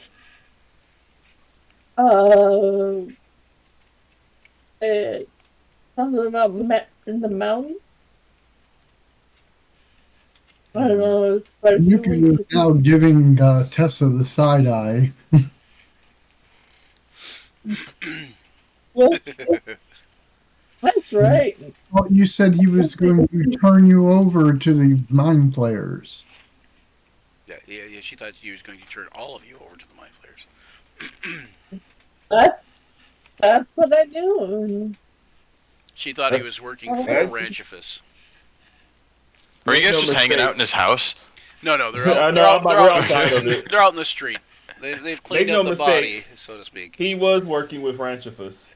And even if he did switch his allegiance, we were unfortunately too swift for him to denounce it. Navari does comes over and puts her hand on your shoulder lightly, and she says, our mission is a greater one.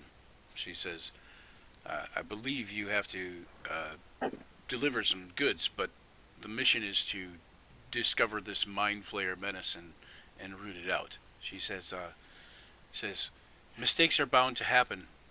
You all are somewhat of a disorganized unit, but as you can see, we are effective.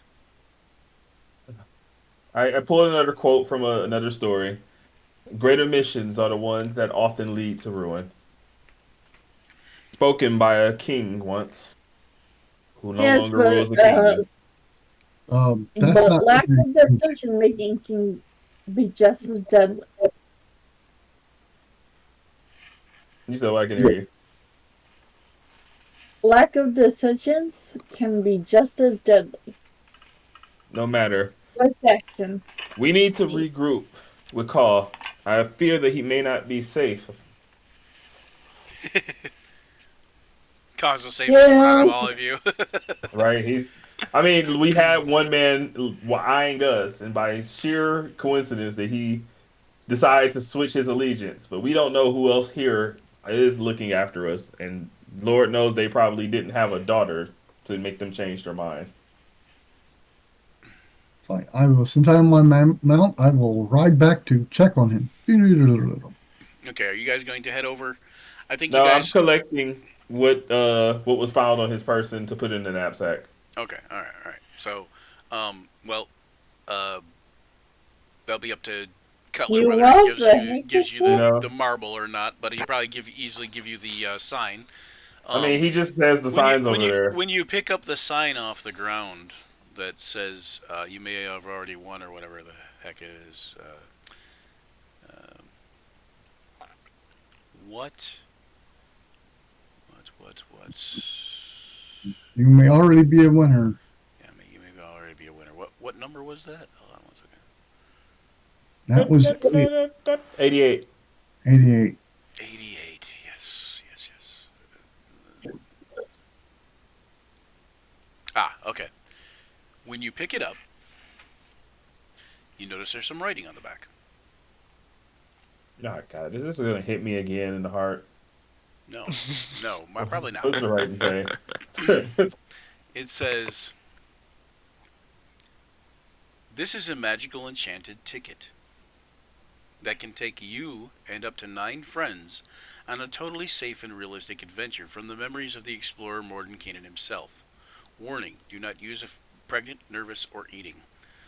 Adventure lasts a minimum of 8 real-life minutes. Items picked up and kept may or may not be retained on return from the adventure. Please refrain from removing any important items from the memory.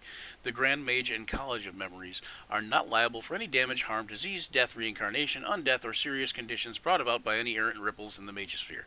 For details on other great titles, contact the College of Memories and your local Center of Knowledge and Learning. All rights reserved. Warned against tampering." Enjoy your pocket one shot. Yeah, put it in a knapsack, and then I would just like to write on this knapsack, Winifred, Okay, alright. and I'll just hold on to that. There we go. That's actually, I think Are you that was actually who the sign was intended for. are you planning on confessing to this? Unfortunately, I worship a god of truth and knowledge. All right, so You just don't say anything. you get back to the inn, Lie by Jinyuka. omission. It counts. Jinyuka gets back to the inn, walks in. Ka is just having a good old time. He is essentially, I believe that this would be nervous Ka probably at first, but then once he warms up, you see Ka dancing on a table in the middle of the Oh room, man. and everybody is just cheering him on. Like he is like the greatest thing that they've ever seen. Like in these parts and forever, the most entertainment they've had in a while. And Pluck is in the back, picking a rousing dance tune like a jig.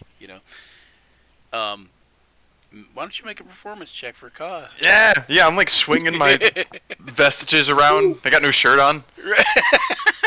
Nice. Oh man, he's just having the time of his life, and we've killed a man. Like, You say performance? Yeah, make a performance check. Oh, this is such a nice town. it's because I didn't feel bad when we killed the gardener. 'cause he 15, was kind of 15. sweet. Okay, so yeah, and people are throwing coins at his feet. People are throwing like there's some people even like throwing like flowers. Like like and there are mugs of ale lined up for enough for everybody plus some. But they're intended for Ka, but I'm sure that Ka cannot drink them all. But I mean, I guess that's up to Ka. But he will not be feeling well in the morning if he does. So yeah, Okay, yeah. There's about 4 that Jinyuka could have, and might feel a little tipsy if that. Januka, welcome. Hey. Did you guys talk to the other bar owners? Do we have another gig loaded up for Pluck? Oh god. I wonder what Januka's gonna do here. That's what we were doing, right? Yeah, that's what we're doing, but I really don't think that. Wait a minute, didn't he already No, go over to? Pluck already actually went over there and came back. Yeah, we already did Oh, that. I didn't even notice I was having such a good time. He went over there and got pelted with rotten tomatoes and vegetables and stuff, and has since come back and cleaned himself up a little bit, but he is now performing here, just doing a rousing jig because he makes better money here, and plus he's not getting pelted with tomatoes. So I mean, he got paid. Yeah, paid. So We it's got like money. we don't go over there anyway. That doesn't seem like seems like a better place than that one. Anyway. you notice Yeah. that when you're listening to this and you're kind of yelling back and forth because the bar is kind of in an uproar of fun, and you're kind of yelling back and forth to Ka or whatever. But you notice that this Pluck has surprisingly gotten better at his craft. And then, after a couple moments, you realize that, no, he hasn't gotten better. It's just that he knows those 3 chords better. And it's like the same thing over and over repeating itself, but it's... But man, he knows the heck out of those 3 chords, man. Right. He's playing them like a Guitar Hero, you know, like. Okay, well, heck with it. I didn't kill anybody today, so can I get up and join him? Or in this case, a mandolin hero, but you know, yes, yeah. Can you play your instrument? Do you play an instrument? No, I was gonna dance. Oh, Dan. No, Oh, you mean get up and dance? Okay, yeah, get up and dance. Yeah. Okay. Just play your feet.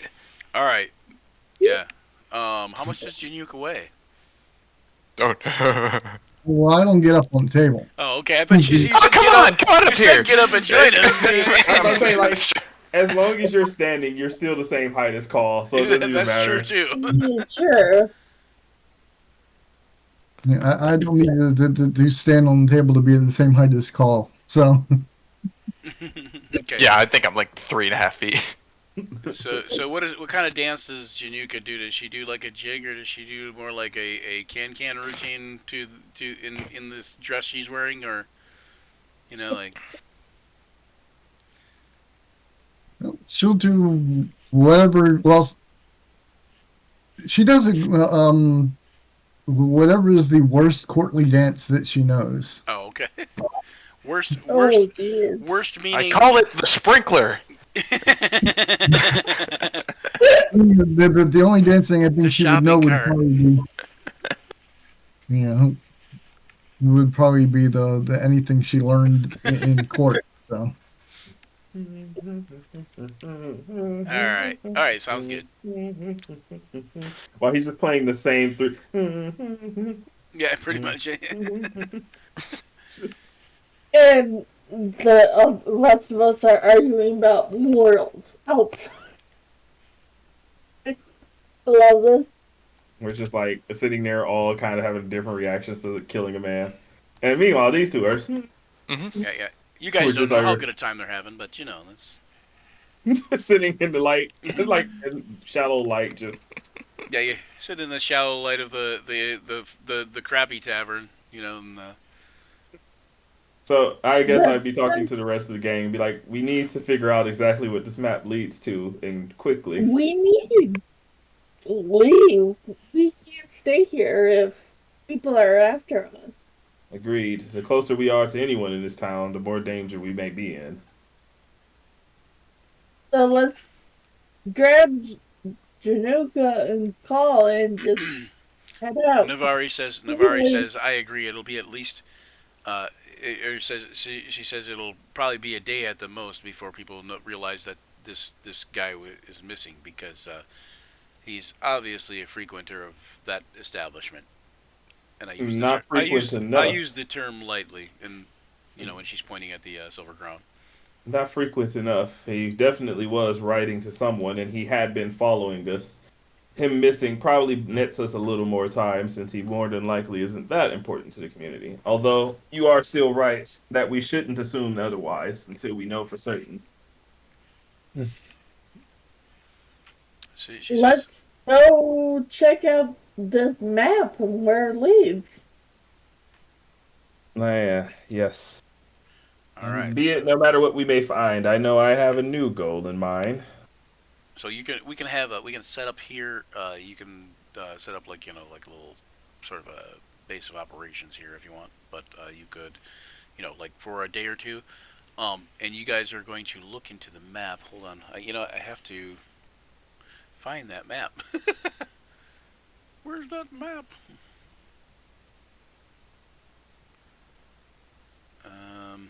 Yeah, interesting.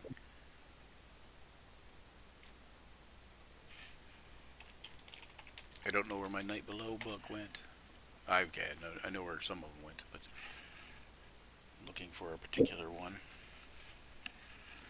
All right, so you know what? Actually, let's all take a break, and we'll be right back, and I'll look for this thing, and then we can reconvene here in about 10 minutes. Sound good? sounds good. Perfect. All right.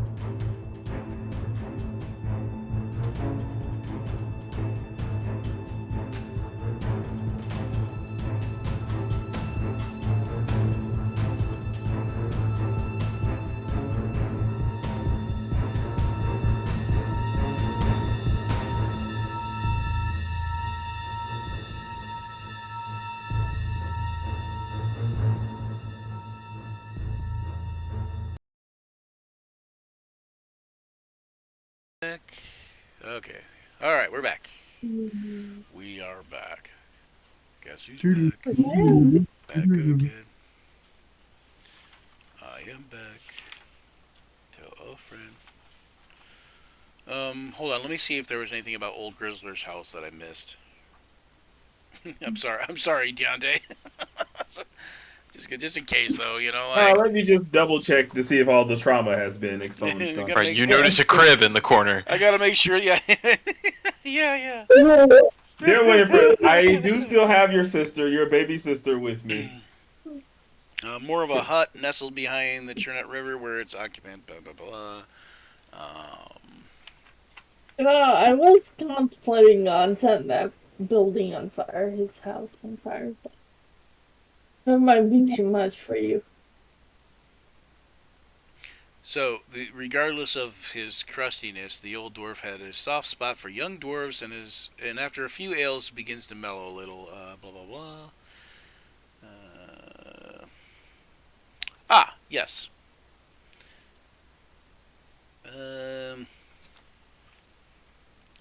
Deontay, for Folidar, make a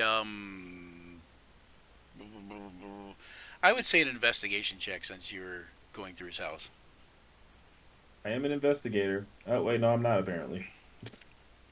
No, that's me. Yeah. Yeah, that's about that level of expectation. 11. Okay. All right. You see, that's enough. It's not very well hidden. But you see, like under the foot of, like one of the feet of the bed, you see a floorboard that looks out of place and kind of has like a notch out of it. Yeah, let's just go ahead and pry up that floorboard. Okay, under that floorboard. Oh, hang on. Sorry. 1 second, guys.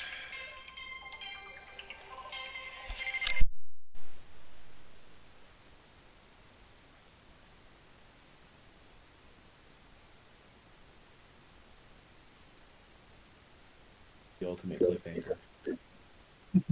What is underneath the floorboard?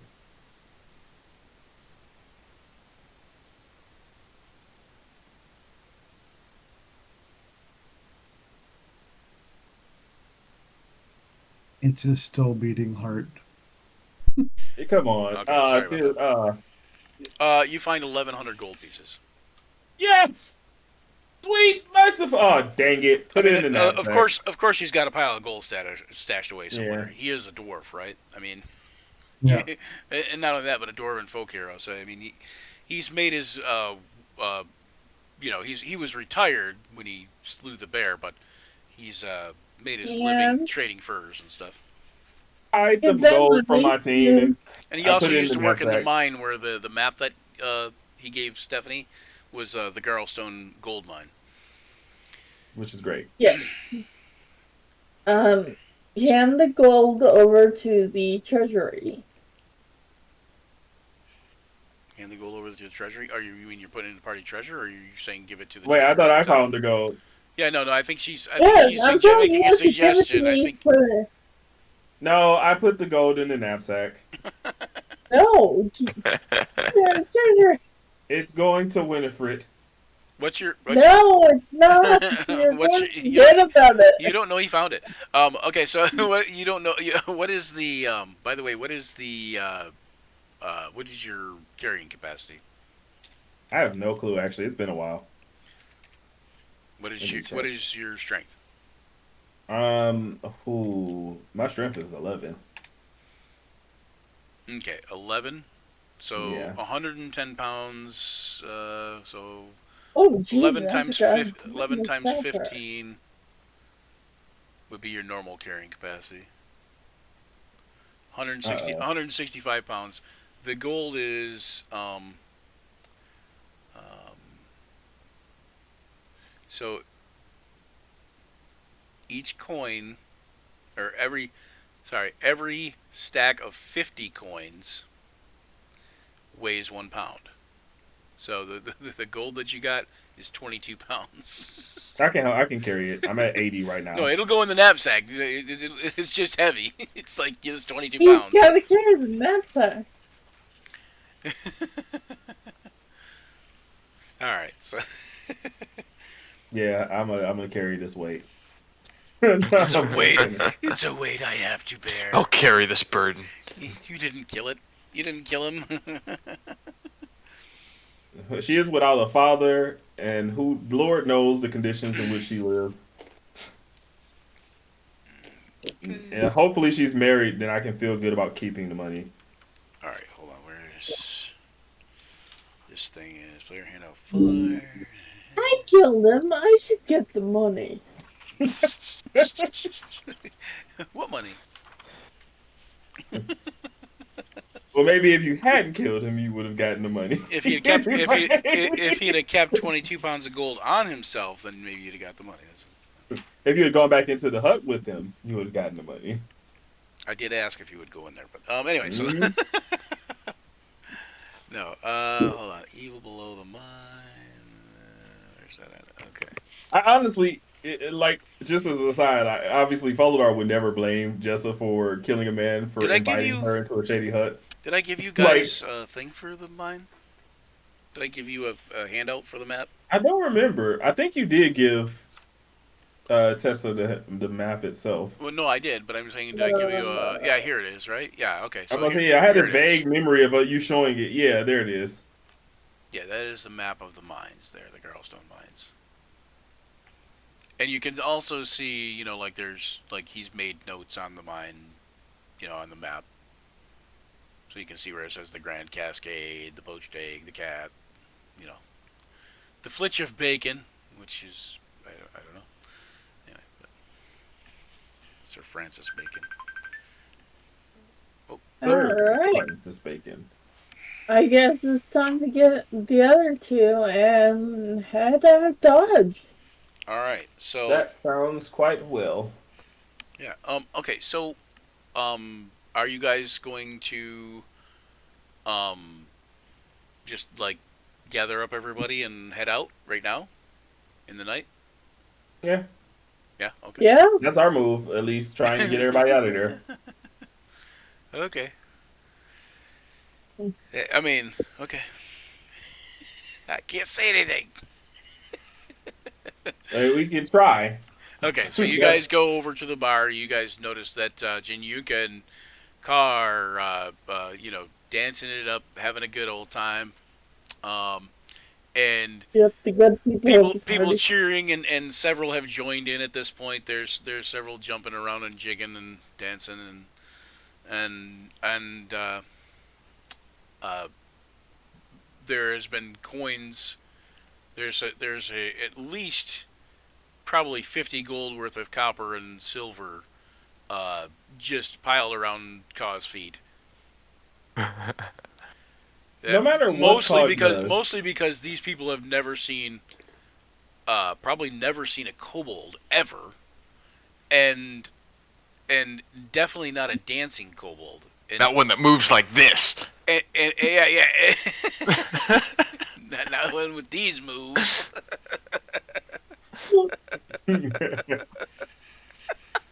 And he's just on the table doing all of this. He's got the moves All like right, Jagger. He's got the I- moves like Jagger. I'm going to try and pull those into the treasury. That still has the gardener's body in it. All right, are you? Is that a portable hole or a bag of holding? Right? Yeah, bag of It's holding. a Yeah. bag of holding. Okay, so. All right, He Ka, are you still gonna? has Are the you gonna? gardener's body. I'm gonna say Ka, if you want to notice or if you care, make a perception check at disadvantage.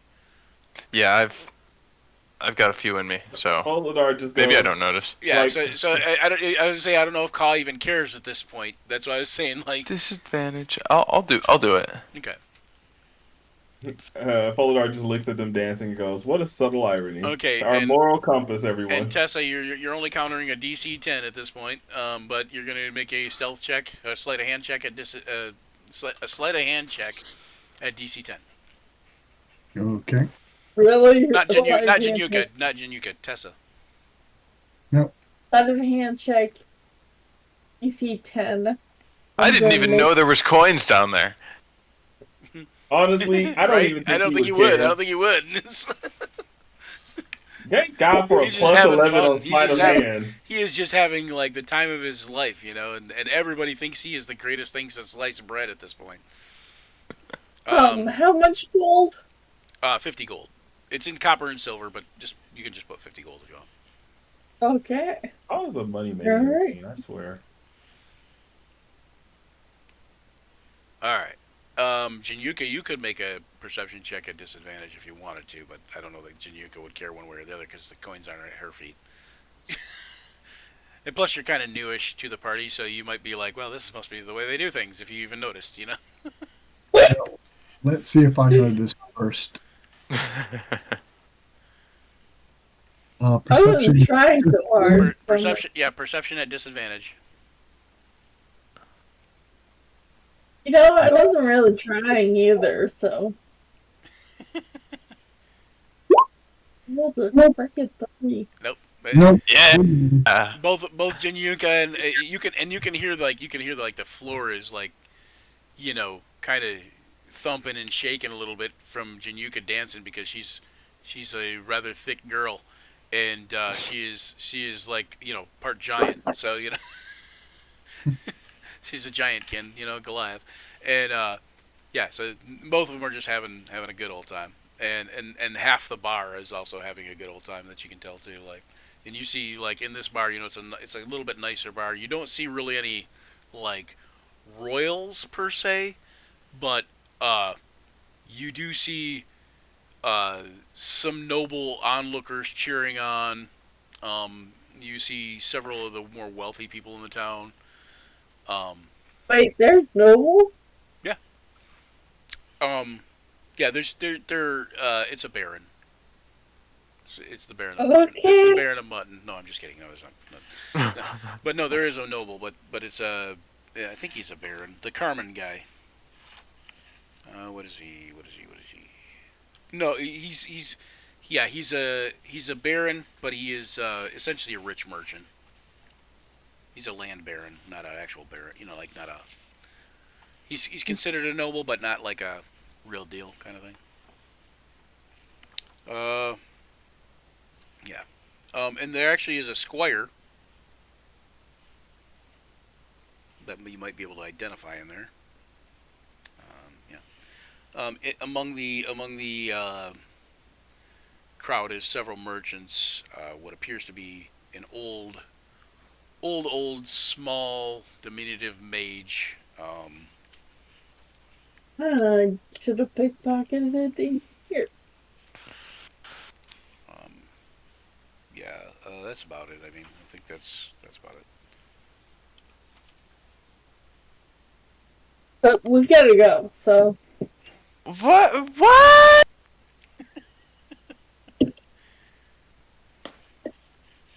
All these people are so nice. Oh, I wonder why. I bet they are. This is such a lovely town. We should stay here for a little bit. You know. Actually, upon hearing this news, is Carl gonna stop dancing? Or is he gonna continue dancing while he's having the conversation? I'm probably still dancing a little bit. My whole heart's not in it right now. I'm a little distracted, but I'm still. Okay. I got a flow. You know, Carl, you're absolutely correct. These people are quite overjoyous, and if it weren't for the pressing urgency of our mission, might I mind you, one that puts the literal stake of this world at risk, these people may end up dancing away all their troubles until extinction. All right. You wouldn't want them to do that, now would you? No. No, I don't. Make a perception check for Folidar. I wish I had advantage in something today. I really do. What are you doing? I'm attempting to woo him. Okay. All right. You don't notice anything. Just get Colin to Yeah. pick him up. Okay. Go Can ahead. I go ahead and roll persuasion for convincing Call at this point because I feel like he's way into it. I can't just pull him aside on normal. Okay, so you know I don't allow like any kind of PvP stuff per se, but yeah, but persuasion you could That's fair. use that, but ultimately Caw, this is still your call. So like even if he's very persuasive and you fail the check against him, it's still ultimately your call. Yeah, as that's far fair. as Okay. you know. So but you know like if you fail the check against him, you would be persuaded and you would be feeling inclined to go, but ultimately you know it'd be like me telling Deontay, like me, Brian, telling Deontay that he had to do something, and even if I was very persuasive, if Deontay didn't want to do it, he I wouldn't was do about to it. say, I feel like Caw is always- pretty impressionable, I was even say, outside the of. rules are usually no role is absolute. You know what I mean? Right, You can't persuade a king into giving you all their money. So Right. Well, and even so, like even like NPCs, you'd have like much more sway over than a PC. I'd say, as long as you don't roll a nat one, I'll probably believe you and go with you. watch this. Watch this. Are you watching? Here, Watch here this. I'm comes watching. Here comes the one. Oh, thank Oh, nice. Oh, 22. Okay. no. Okay, so are you even gonna contest it, or are you just gonna kind of like? Yeah, you're probably right.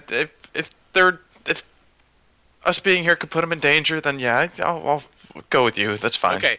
I'll stop dancing. At this point, Ka is slowed down dancing, and then he stops, and you hear a kind of a unified like, and then all of a sudden you hear dance, dance, dance, dance, like, and then it starts this chant going on from the Oh. crowd. This chant of Oh, no. of That 100 changes people, things. 100 people yelling dance, dance. Okay, not 100, probably like 50, but you know. Darn it! If Folodar wasn't such a performer, And I just look at Call and I'd be like,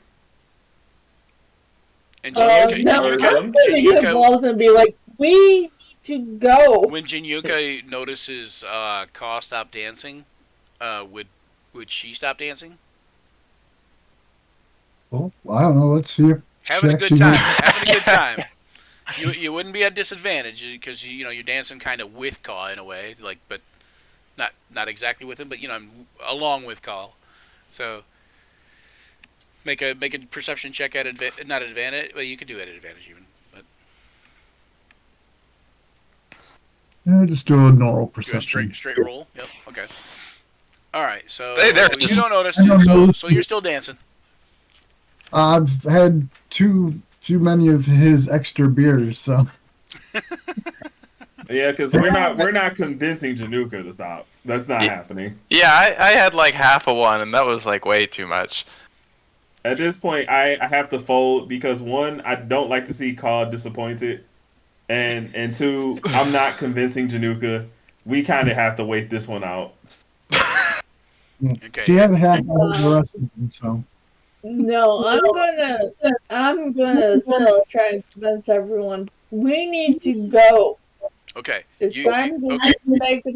Okay, hold on. As you're making this persuasion check, before you do the persuasion check, allow me to allow Tessa to realize that coins are coming back in and finding their way to the table Oh, as Ka yes. begins to dance again. So I like now, how we just so can't now use you our now vices. I'm not even gonna DM this part. I'm gonna say, Tessa, would you make this check at advantage or disadvantage to persuade Ka, knowing that there's incoming coin? I'm gonna let you make the choice. You would it be straight rolling or disadvantage?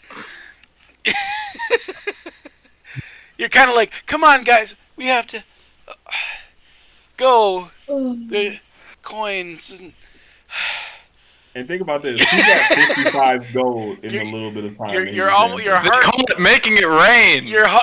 Your heart is almost not in it to persuade him to leave when you see these coins hitting the table. It's precipitating in here. Right. Now this has only been like it was 50 gold and copper and silver, mostly copper, but that was in the time that you guys were gone. Like literally like 10 minutes if that. Yeah, my heart's not that. It's average. So you're gonna try to you did 13. Okay, so 13. Ka, you want to do why don't you do a contested persuasion or a contested charisma check or something? Just I wish like it was a charisma greed roll. Just like we have to succeed a greed check. or performance. Yeah, performance. Well, no, it'd be persuasion or contested persuasion basically. Persuasion. Okay. Yeah. Straight roll. Yeah. Yeah, we won't put you at disadvantage, but we'll let you straight roll because Yeah. Let's go. We dancing here. okay, you're dancing. Yeah, Paul's killing it, man. Okay, Who wants to see me do a flip? everybody cheers. Yeah, flip, flip, flip, flip. I just kind of go over to Tessa and I just go, face it, Derry, we're not getting them out of here tonight. Just keep a close eye on people around them. And now that you guys are kind of like looking around, and probably Tessa's not looking around as much, but she's probably like gonna grab coins as time permits. But as you're looking around Folidar, you even notice that you can see Navari over there, kind of doing one of these things, like just kind of. She's like, and then she He's sees become you. one of us. She sees you looking at her, and she's like, he's good, Yeah, he's got everyone moving. Like, look at the guy. And it's like Folidar He's basically a little ball of energy, right? Folidar at this point is his like #1 fan to begin with, so it's really just like, how can I be mad at this guy? Come on, look at him. It's great. So I just grab a drink and I just go like, all right, so you know what? and then I just I think slowly I guess join I'm in. just I think constantly collecting money. I think everybody else will be on board with me, but I think Ka, even though he's a priest, cleric, I think he's an artist at heart. He's a performer / artist at heart, and I think he deserves an extra point of charisma. I agree. What? You gotta give it to him. Give I Ka an think extra point in of another charisma. world, Dude, if Carl did not find that's- religion, he'd be like some premier artist. I've already got a 20 in charisma. Do you got a 20 in What? charisma? Really? Oh, well, Yeah. wow. Okay, DM Give him a spoke. 21. DM 21. DM Okay. spoke. Charismatic guy. He's basically a prodigy. I like the idea that he's charismatic in spite of the anxiety. right. It's like normally he's like kind of soft spoken and shy and whatever, but then when he warms up, he's all like, hey, or he's Pretty clever he's dude. very excited when he gets into something. Is kind of what it comes down to. He's very passionate. That's what it is. All right. So yeah. All right. All right. So you guys are going to weather the night. We're gonna close this bar down. Close the bar down. Apparently, Yeah. how much money do I collect overnight? Good question. That is a very good question. Oh. Come on now. And how many more drinks do I finish off for a call? Oh, the drinks kind of keep flowing. Like people buy drinks for the table, like pretty much the rest of the night. So, let me do something here.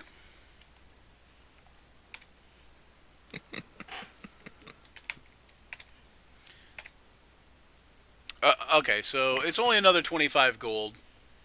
Yikes. Because I rolled low. Oh, wow. One. Jeez. But hey, that's cheap. But 75 gold for a night's dancing at the bar, night's entertainment. That's pretty good. Especially especially in this I'd small do it of for a town. free. If it was in a large city, that'd probably be like 250 gold. Is probably what you'd got.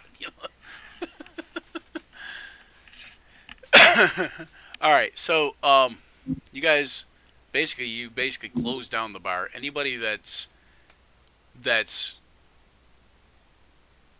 willing to or wanting to can go back to the inn and go back and get a room at the inn type of thing. Everybody else, I'm going to assume it would be Jinyuka, Ka, and at this point I think Navari is going to also. Anybody else drinking?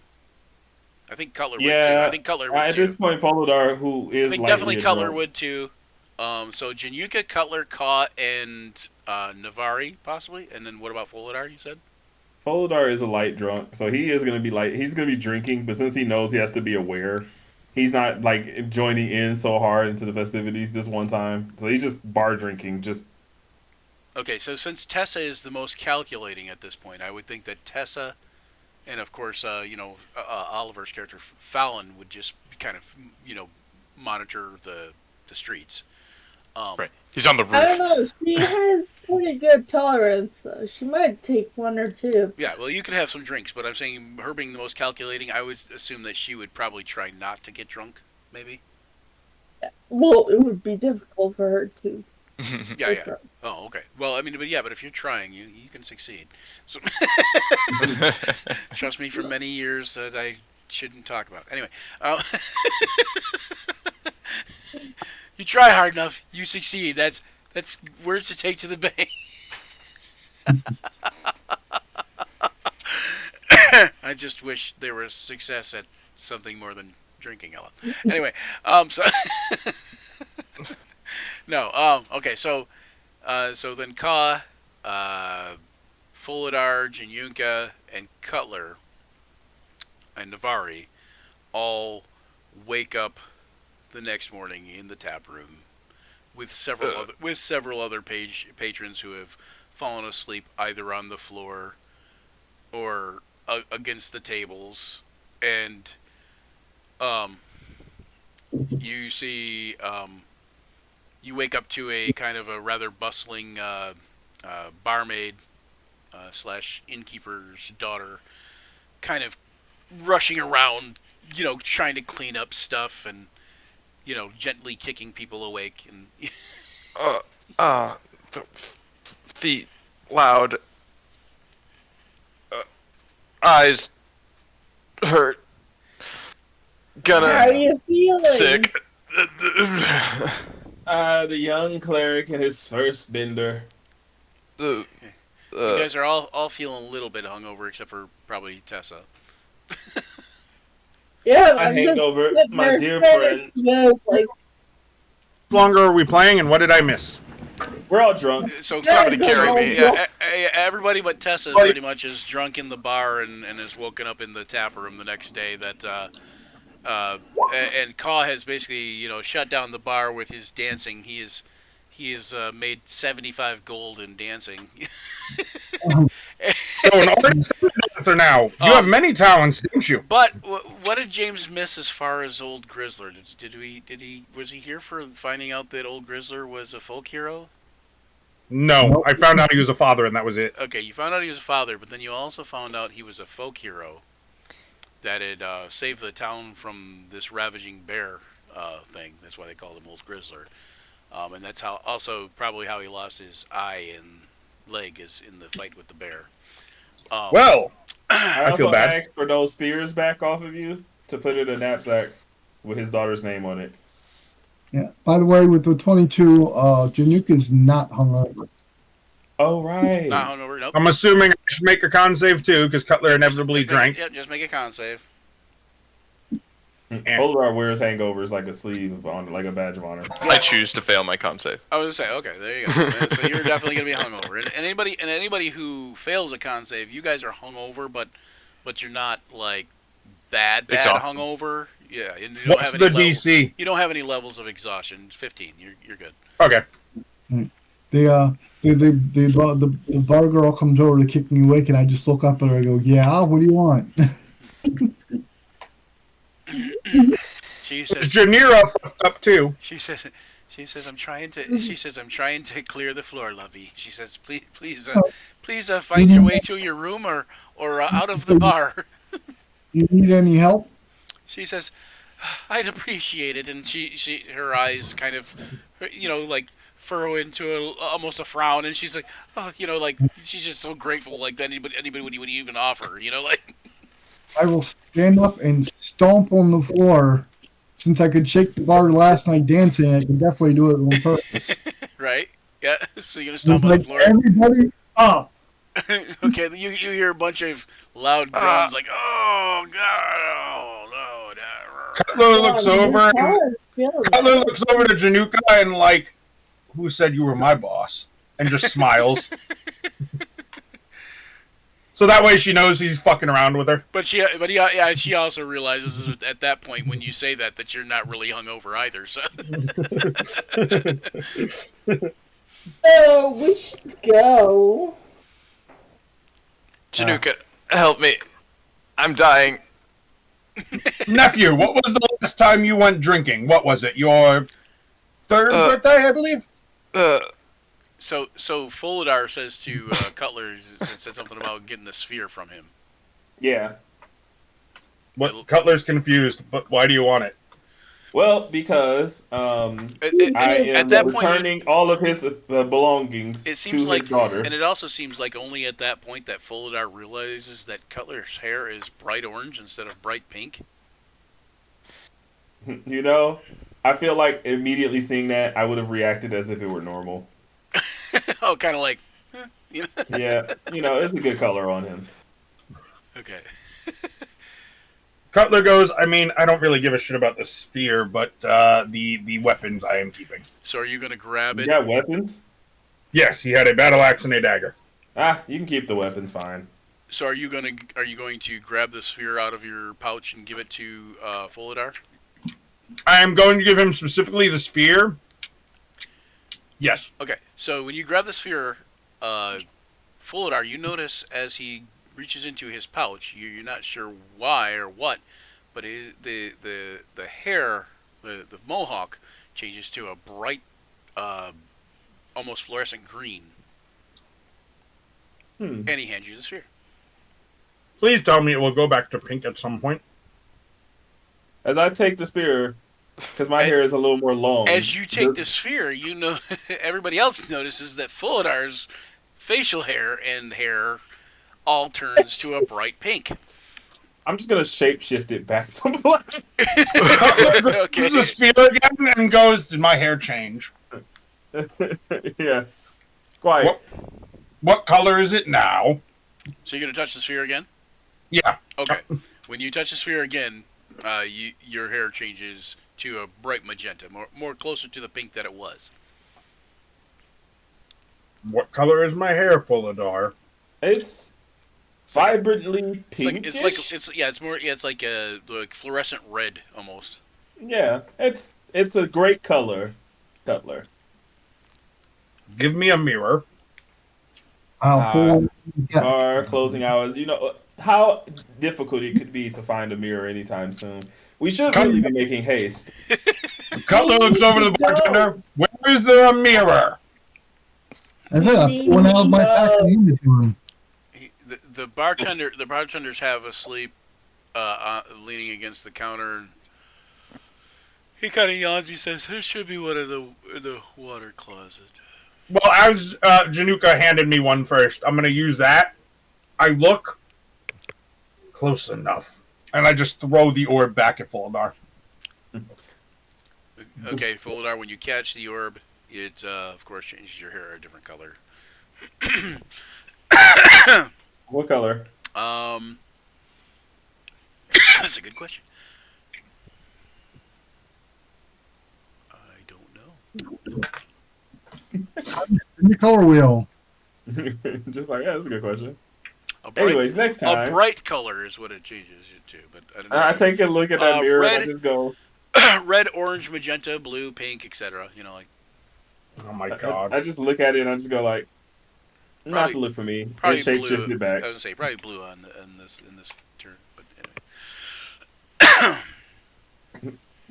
So I just shape shift my hair back. But always like a really bright color, like either fluorescent or like a bright blue, or you know, like. His daughter's gonna love this. Even if she's I like will 20. laugh. I was about to say, I will laugh if her daughter's like 30, 40, or his daughter's like 35 years old. I kind of thought that Cutler was going to go for a second. I kind of thought he was going to be like, hold the mirror and be like, tap, tap, tap, tap, tap, tap, tap, tap, until he got the hair the right color, you know? Tap, No, tap, Cutler. damn it! Tap, tap, tap, tap. Cutler's just like, close enough. I don't have the patience for this shit. We got to go, guys. Why are we in such a hurry? Remember our conversation regarding anyone being able to watch us? Yes. Well, the one thing that we do know is whatever map we've absconded from our friend here, he is the only one that held it.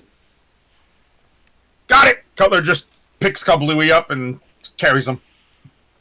What? Man, you know, I really underappreciate how easy he is to persuade. Make a Constitution save, Kablooey. Oh, God. He's gonna throw up on you. Yes.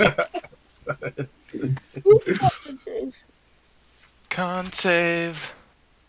Sorry, I got decent con.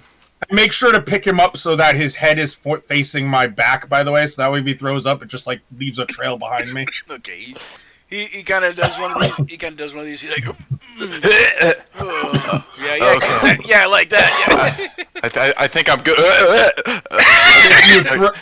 Cutler just being an asshole, if you throw up on me, your job is to clean the poop deck for the next 3 weeks. I can't control it. Don't say poop.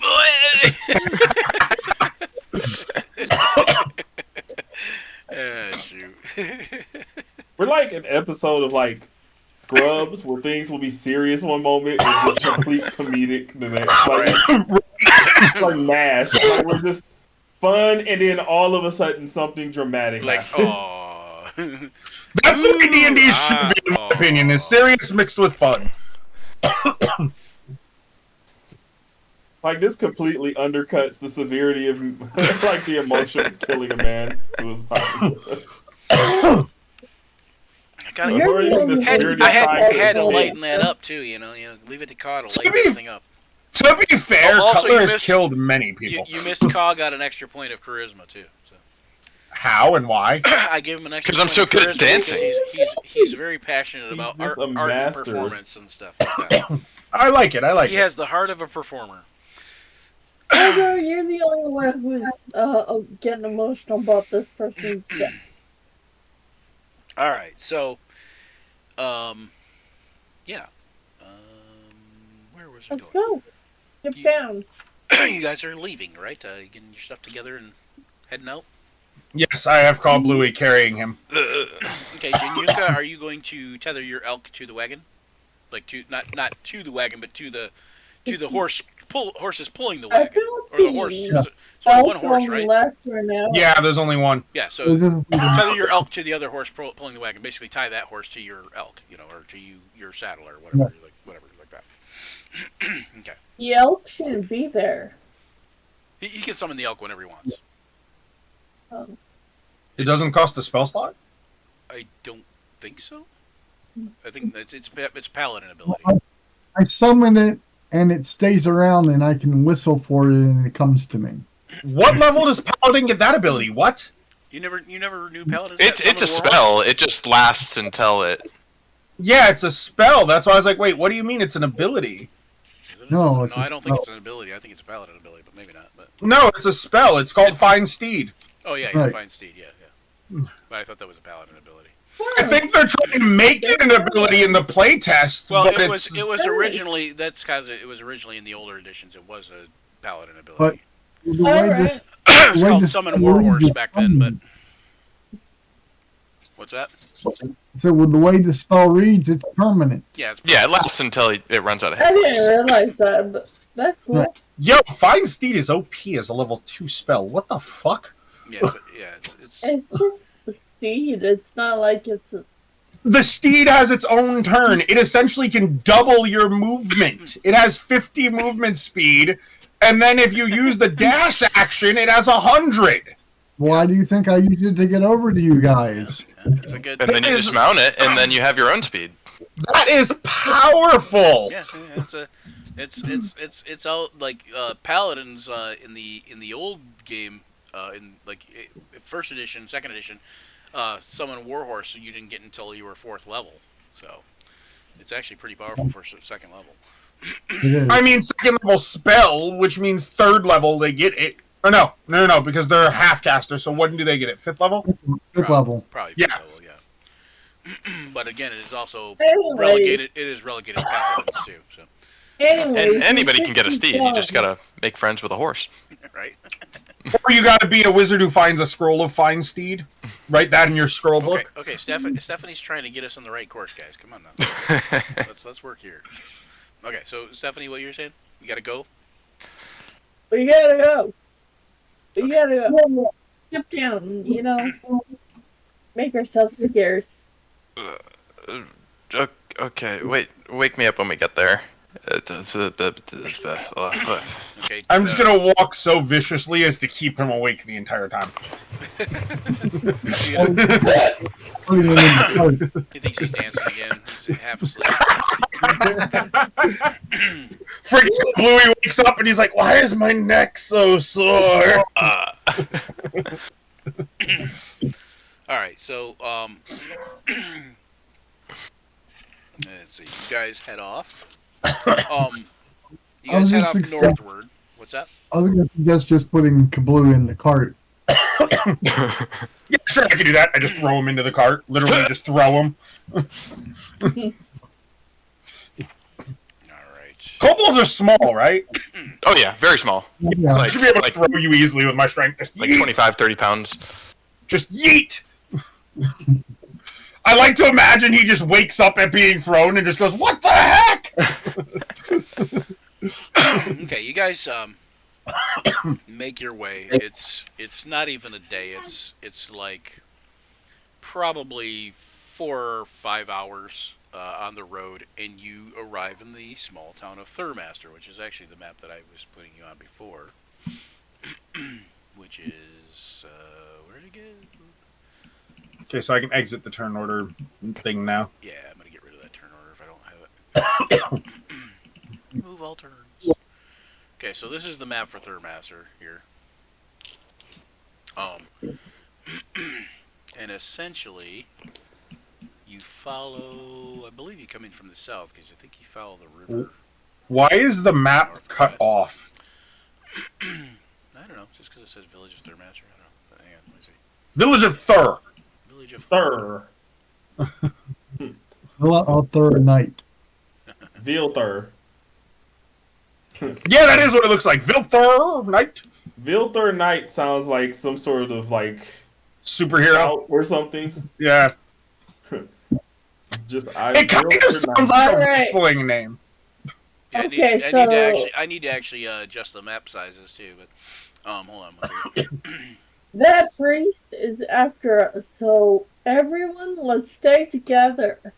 Okay, so yeah, you actually come in from the north, but only because basically you're still kind of heading northeast, but the road itself has kind of turned south, and when it comes to here.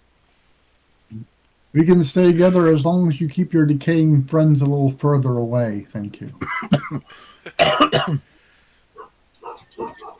Let's do this. Oh my god, it's 6:28. Following us. Yeah, and we're about to be done, but you arrive in the town of Thurmaster. Well, the 50 by 50? Yeah, let's do 50 by 50. When you arrive in the town of Thurmaster, hold on here, let's see.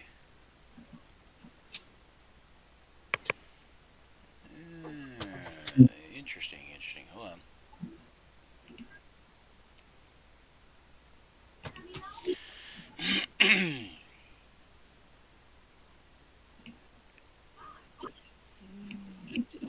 Oh, and you all everybody that was drunk and has a hangover, by the way, you still do get the benefits of the long rest. It's just that you. Oh, so we did long rest. Cool, It's cool, just cool. that you were, out of whatever. Okay, so we long rested. My weapon has not used any charges yet because I can't cast Dominate Beast if there is no fucking beast.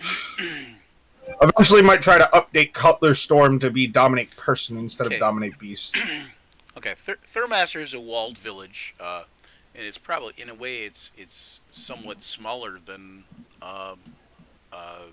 Milborn, the place you just left. But it's a walled village of about 100 people. Approaching, you see a great many abandoned houses, now kind of falling into ruin, lying outside the rickety wooden walls surrounding the village. These walls, you're guessing, were built sometime in the last century. These ruins, of the houses and such. Sometime in the last century, probably 40, 50 years ago. um, you're not really sure, why there's all these houses falling into ruin around the place, per se. Um,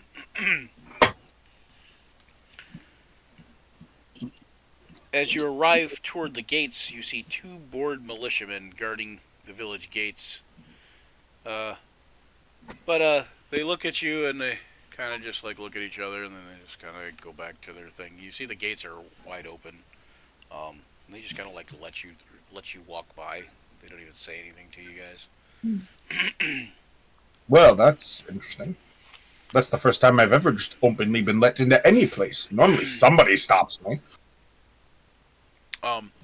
As you walk into the village, you do notice the buildings within the walls are clearly well kept and better maintained, and there's some activity going on in town. There's people walking around in the town, or the village yard, and walking the streets and such.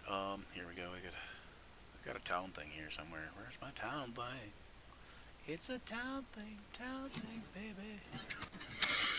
I think it's Medieval Village is what I'm looking for.